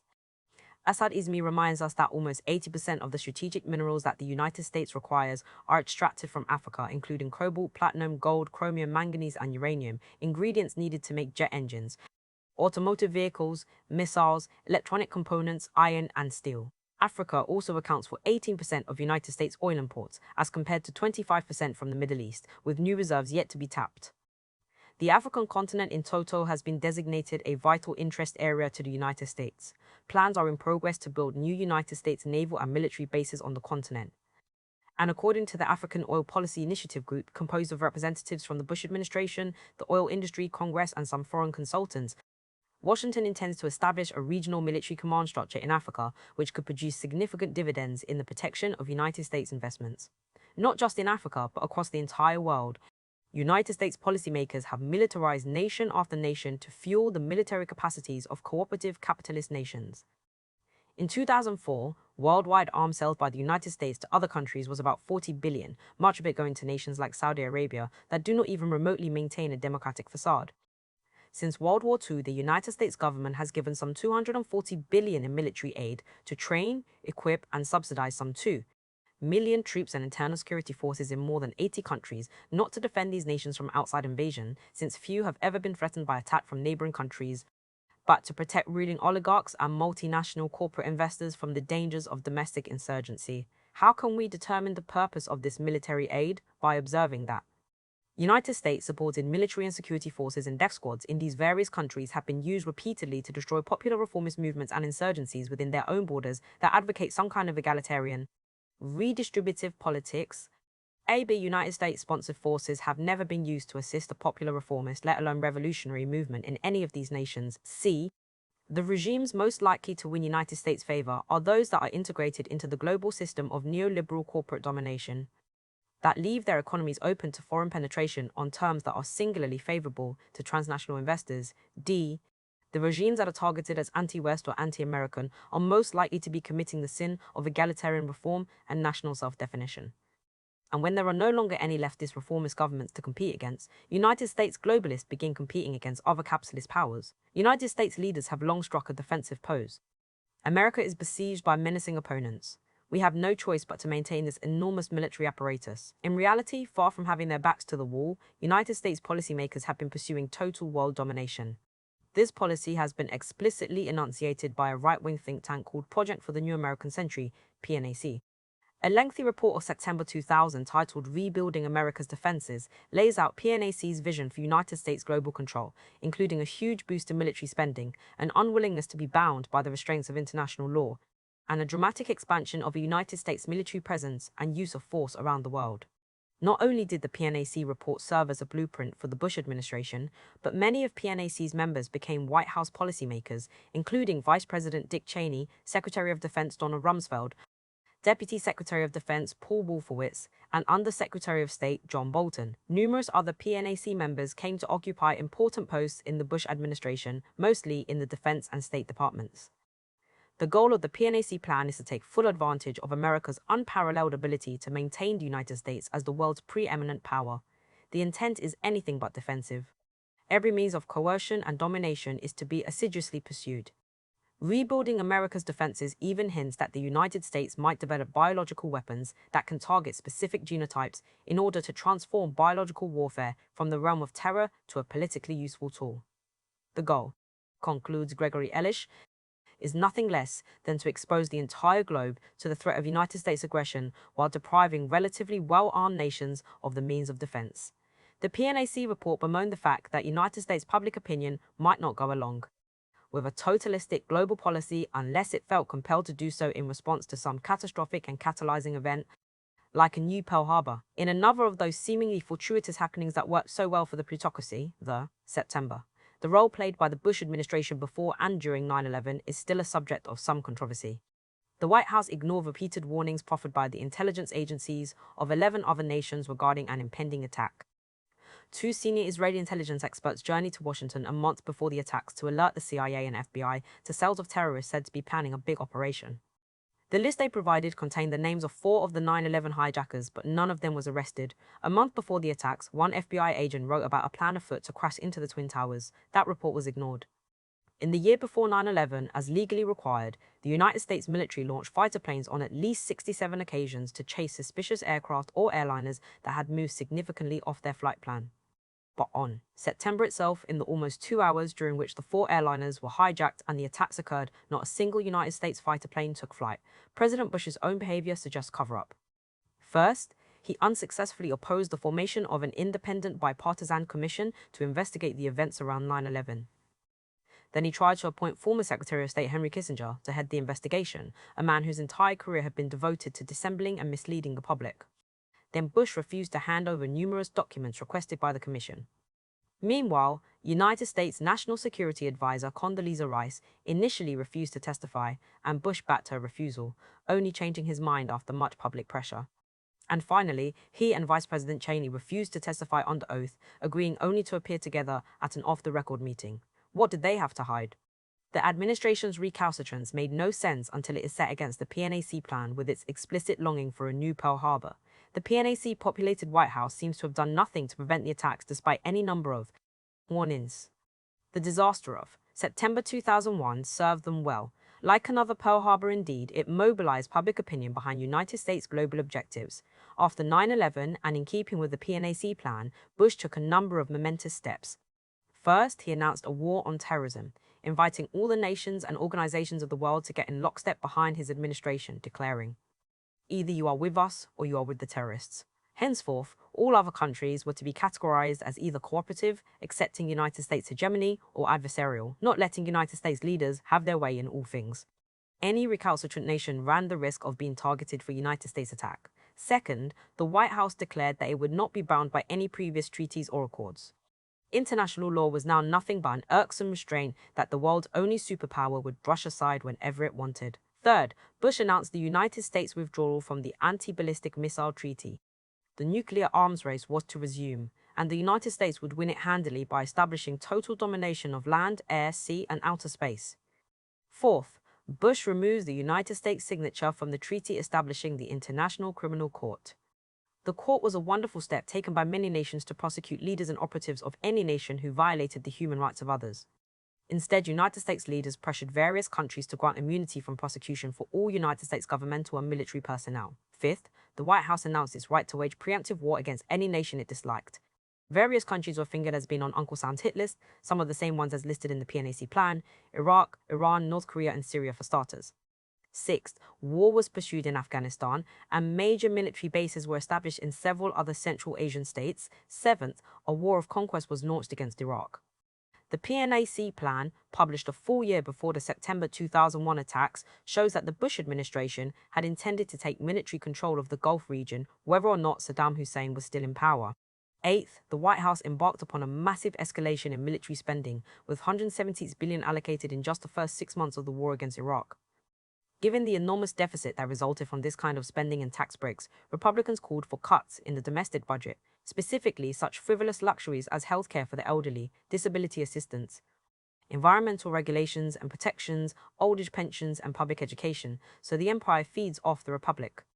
The PNAC plan envisions a strategic confrontation with China and a still greater permanent military presence in every corner of the world. The objective is not just power for its own sake, but power to control the world's natural resources and markets, power to privatize and deregulate the economies of every nation in the world, and power to hoist upon the backs of peoples everywhere, including North America, the blessings of an untrammeled global free market. The end goal is to ensure not merely the supremacy of global capitalism as such, but the supremacy of American global capitalism by preventing the emergence of any other potentially competing superpower or, for that matter, any potential regional power such as Iraq. In Chapter 7, I noted that United States superpatriots believe their nation is possessed of matchless virtues that no other nation can claim. The United States supposedly has a special mission to fight tyranny, uplift less fortunate nations, and create a better world, even if that entails killing large numbers of anti-American infidels abroad. But the truth is, United States leaders are not dedicated to advancing social justice and democracy in the world. Their real dedication, as they sometimes will say, is to create a United States-dominated free market globalism. Such a patriotism is better recognized by its real name, imperialism. See the sources in previous note. For evidence of these various cases, see my Against Empire. And the writings of James Petrus, Gregory Ellick, William Bloom, Edward Herman, and Chalmers Johnson. Ismay, Ravaging Africa, September 2001, and Newsweek 20 May 2002, Why Do They Hate Us? We critics of United States foreign policy have argued that the best road to national safety and security lies neither in police state repression at home nor military conquest abroad, but in a foreign policy that stops making the United States an object of hatred among people throughout the world. Terrorism is a vicious form of political action directed against innocent and defenseless people, as the March 2004 massacre of train commuters in Madrid again demonstrated. Along with denouncing such attacks, we have to try to comprehend why they keep happening. The September 2001 terrorist attacks on the World Trade Center and the Pentagon raised the question among many United States commentators and citizens. Why do they hate us? How could anyone want to do such a thing to the United States and us nice Americans? A number of the right-wing pundits who overpopulate the corporate media maintain that the Islamic terrorists attack us because we are prosperous, free, democratic, and secular. They want to change our ways. As CBS TV anchorman Dan Rather remarked, we are winners and they are losers, and that's why they hate us. In fact, if we bother to listen to what the terrorists themselves actually say, they hate us not because of who we are, but because of what we do to them and their region of the world. The individuals who bombed the World Trade Center the first time in 1993 sent a letter to the New York Times declaring that the attack was in response for the American political, economic, and military support to Israel and the rest of the dictator countries in the region. In November 2001, in his first interview after 9/11, Osama bin Laden had this to say: "This is a defensive jihad. We want to defend our people and the territory we control. This is why I said that if we do not get security, the Americans will not be secure either." A year later, a tape message from Osama bin Laden began: "The road to safety begins by ending aggression. Reciprocal treatment is part of justice." The incidents that have taken place are only reactions and reciprocal actions. As early as 1989, former President Jimmy Carter told the New York Times, "You only have to go to Lebanon, to Syria, or to Jordan to witness firsthand the intense hatred among many people for the United States because we bombed and shelled and unmercifully killed totally innocent villagers, women and children and farmers and housewives in those villages around Beirut. As a result of that, we became kind of a Satan in the minds of those who are deeply resentful. That is what has precipitated some of the terrorist attacks. The Iraqi resistance to the United States occupation during 2003 to 2004 did not seem impelled by a hate-ridden envy of the United States as such, but by a desire to get the Americans out of Iraq. The Iraqis resented the United States not because it was so free, prosperous, and secular, but because United States forces had delivered death and destitution upon their shattered nation. As exclaimed one Iraqi woman whose relatives were killed by United States troops, "God cursed the Americans. God cursed those who brought them to us." Under the United States occupation, unemployment had climbed to 50%, and villages and towns went without electricity, water, and sewage disposal for many months. Meanwhile, United States companies were pumping out Iraqi oil and privatizing and expropriating the country's entire economy. An in-depth 5-year study of religiously motivated terrorism was conducted by Jessica Stern, who interviewed religious militants of all stripes. She found men and women who were propelled neither by hatred of United States prosperity and democracy nor by nihilistic violence. Rather, they held a deep faith in the justice of their cause and in the possibility of transforming the world through violent sacrificial action. The United States was not envied, but resented for the repression and poverty its policies had imposed upon their countries. The bombings and invasions inflicted by United States rulers upon the peoples of other nations are all for their own good, our rulers would have us think. Why the targeted populations cannot see this remains a mystery to the sponsors of Washington's humanitarian wars. When asked why he thought some countries had a vitriolic hatred for America, George W. Bush offered his super-patriotic mystification. "I'm amazed that there's such a misunderstanding of what our country is about that people would hate us. Like most Americans, I just can't believe it because I know how good we are. But even the Pentagon allowed that what United States leaders do abroad might have something to do with inciting terrorism." A 1997 Defense Department study concludes, "Historical data show a strong correlation between United States involvement in international situations and an increase in terrorist attacks against the United States. Such United States involvement, it should be noted, often consists of a state-sponsored terrorism that attacks popular movements throughout the world, killing labor leaders and workers, peasants, students, journalists, clergy, teachers, and anyone else who supports a more egalitarian social order within their own country. People throughout the world are fearful of a United States military empire. With an unanswerable destructive capacity never before seen in human history, this global force consists of about 500,000 troops stationed at over 395 major bases and hundreds of minor installations in some 120 nations, with large-scale deployment in 25 countries, strategic nuclear weapons and 22,000 tactical ones, and a navy greater in total tonnage and firepower than all the other navies of the world combined, consisting of missile cruisers, nuclear submarines, nuclear aircraft carriers, and destroyers that patrol every ocean. United States bomber squadrons and long-range missiles can reach any target, delivering enough explosive force to mangle the infrastructures of entire countries, as demonstrated against Iraq in 1991, 1999, and Yugoslavia in 1999. United States satellites and spy planes survey the entire planet. In addition, the United States is developing a capacity to conduct war from outer space. With only 5% of the Earth's population, the United States expends more military funds than all the other major powers combined. Whole societies have been undermined and shattered not only by United States bombings and invasions, but by United States sanctions and monetary policies that have imposed a debt peonage and poverty upon struggling nations. United States-sponsored terrorism in the form of death squads, paramilitaries, United States-supported invasions, and occupations has taken millions of lives in scores of other countries. Maybe all this has something to do with why they hate us. Real patriotism. In contrast to the super patriots, there are the real patriots who care enough about their country to want to improve it. Their patriotism has a social content. They know that democracy is not just the ability to hold elections. Democracy must also serve the needs and interests of the demos, the people. Real patriots educate themselves about the real history of their country and are not satisfied with the flag-waving promotional fluff that passes for history. They find different things in our past to be proud of than do super patriots, such as the struggle for enfranchisement, the abolitionist movement, the peace movement, the elimination of child labor, and the struggle for collective bargaining. The 8-hour day, occupational safety, and racial justice and gender equality. In the Real Patriots pantheon can be found Tom Paine, Harriet Tubman, Frederick Douglass, Mark Twain, Susan B., Anthony, Mother Jones, Big Bill Hayward, John Reed, Eugene Victor Debs, Elizabeth Gurley Flynn, Jeanette Rankin, Rosa Parks, Paul Robeson, AJJ. Muste, Harry Bridges, Walter Reuther, Martin Luther King, and the millions in the ranks who champion social justice.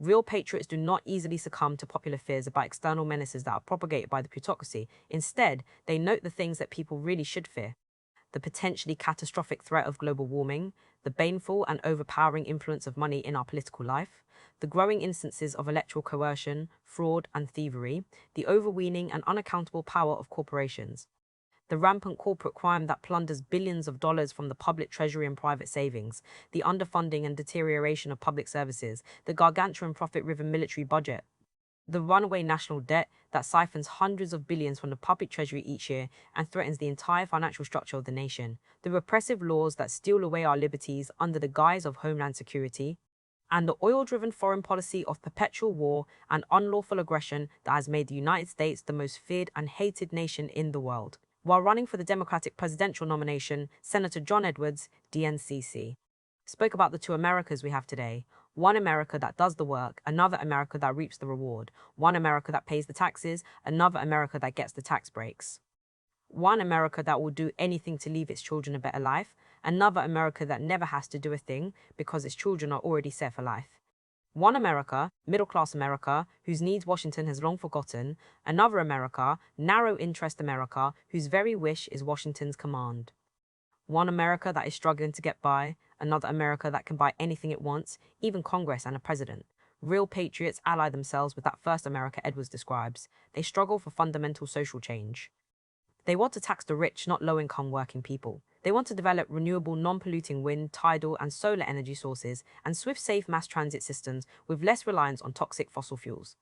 In contrast to the profit-oriented conservative superpatriots who repeatedly profess their love for America but seem unconcerned about America's forests, rivers, wildlife, wetlands, water supplies, and overall ecological health, the real patriot puts environmental concerns before everything else, for without a livable ecology, nothing else will survive. Real patriots advocate a freedom of speech and freedom of ideas in the major media that would include dissident left views, as well as the usual right-wing and conventional opinions we are constantly exposed to. Real patriots want some relief from the evasive, fatuous, mealy-mouthed, know-it-all, empire-boosting pundits and conservative or otherwise insipid commentators. They want major media debates on the basic assumptions behind United States foreign policy and free market globalism. They want to reclaim the nation's airways, which belong not to the network bosses, but to the people of the United States. Some real patriots want a government that will go directly into not-for-profit production. They want a fair chance given to worker-controlled enterprises and public ownership. If private industry cannot provide for the needs of the people, cannot build homes and hospitals enough for all, then the public sector should do so, not by contracting it out to private profiteers, but by direct production, as during the New Deal when public workers made tents, cots and shoes, and canned foods for the destitute, a not-for-profit production that created jobs, served human needs, and expanded individual spending power and the tax base, all done without the parasitic private investors making a penny on it. Real patriots want to open up our political system to new political parties, not just two capitalist, globalistic, empire-building parties. Not just one party that red baits and liberal baits and the other that lives in fear of being red baited and liberal baited. We need to do what numerous other democracies have done and institute proportional representation, ready ballot access to dissident parties, convenient voter registration conditions, public campaign funding for all candidates, and free TV time for all political parties. Real patriots are not afraid of dramatic changes if they are in a democratic direction. They want the fundamental democratization of the political process and the economy of this country. As Mark Twain put it more than a century ago, his loyalty was not to his country's institutions and office holders as such. His loyalty was to its basic principles of democracy, to the understanding that all political power is inherent in the people and all free governments are founded on their authority and instituted for their benefit, and that they have at all times an undeniable and indefeasible right to alter their form of government in such a manner as they may think expedient. In sum, real patriots are not enamored of the trappings of superpatriotism, but are interested in the substance of social justice. A 12-year-old named Charlotte Alderbron reminds us that we ought to give less attention to patriotism's icons and more to its human content. The American flag stands for the fact that cloth can be very important. It is against the law to let the flag touch the ground or to leave the flag flying when the weather is bad. The flag has to be treated with respect. You can tell just how important this cloth is because when you compare it to people, it gets much better treatment. Nobody cares if a homeless person touches the ground. A homeless person can lie all over the ground all night long without anyone picking him up, folding him neatly, and sheltering him from the rain. School children have to pledge loyalty to this piece of cloth every morning. No one has to pledge loyalty to justice and equality and human decency. No one has to promise that people will get a fair wage or enough food to eat or affordable medicine or clean water or air free of harmful chemicals. But we all have to promise to love a rectangle of red, white, and blue cloth. This concept of real patriotism is not a new notion. During the early part of the 20th century, school teachers who were part of the progressive movement advocated a civic patriotism in which the work of a patriot is not so much to fight and die for his country, as it is to work and live to make it a grand nation. In recent times, we have seen stirrings all across the country. Consider the many real patriots who are not ready to trade in their civil liberties on the promise that an all-knowing, all-powerful government will keep them safe and sound. Millions of Americans seem to agree that there is no safety in living under the abusive powers of a police state. In an Associated Press poll of September 2003, 2/3 of the respondents said they were concerned about the possible loss of freedom posed by laws supposedly designed to defend us from terrorism. By early 2004, more than 240 state and local governments across the United States had passed resolutions condemning the misnamed Repressive Patriot Act, including the city of Chicago and the most populous county in America, Broward County of Florida, with 1 million people. The state governments of Hawaii, Alaska, and Vermont also renounced the act. And in November 2003, the House of Representatives voted to withdraw funds from 2 key provisions of the act. Soon after, the American Civil Liberties Union reported a considerable increase in membership in 2003, and it was joined in its work against repressive legislation by several conservative groups and individuals, including the Eagle Forum. The American Bar Association formally denounced military tribunals and attorney-client monitoring. The American Library Association issued a protest against the section of the Patriot Act that allowed federal law officers to obtain records of our reading and computer usage at libraries and prohibited librarians from warning us about it. Meanwhile, few Americans are equating militarism with patriotism. In 2003, the National Lawyers Guild reported that rising numbers of soldiers were seeking legal assistance in refusing to fight or attempting to withdraw from the armed services. And the number of young people who say they would never consider joining the military rose from 40% in 1980 to 64% in 2000, even though job opportunities diminished during that period. Nor did the 9/11 events boost recruitment or reverse the trend. This does not mean that young people love their country less, just that they do not wish to devote themselves to the risks and horrors of war. Almost 2/3 of Americans in one survey agreed with the statement. The United States plays the role of world policeman more than it should. And only 12% thought that the United States should continue as preeminent world leader in solving international problems. Once again, the people are ahead of their leaders not because they are so much smarter, but because they have their own genuine interests at heart rather than those of the global aggrandizers. Finally, real patriots are internationalists. They feel a special attachment to their own country, but not in some competitive way that pits the United States against other powers. They regard the people of all nations as different members of the same human family. In 1936, individuals from many countries and all walks of life joined together to form the International Brigade, which fought in Spain to protect democracy from the fascist forces of Generalissimo Franco. Charles Nasser, a veteran of that great struggle, relates this incident of international patriotism. Sam Gonchak and I, both Spanish Civil War veterans, were in Guernica on June 1985. I will never forget the speech of the organizer of the gathering. He referred to Sam and me as patriots of the world. Not patriots of the United States, but patriots of the world. There have always been too many patriots in various countries straining to get at the throats of patriots in other countries. Patriots of the world who happen to live in the United States want to stop destroying others with jet bombers and missiles, and United States finance death squads and start healing this nation. This is not just a good and noble ideal, it is a historical necessity. It is the best kind of security. Sooner or later, Americans rediscover that they cannot live on flag waving alone.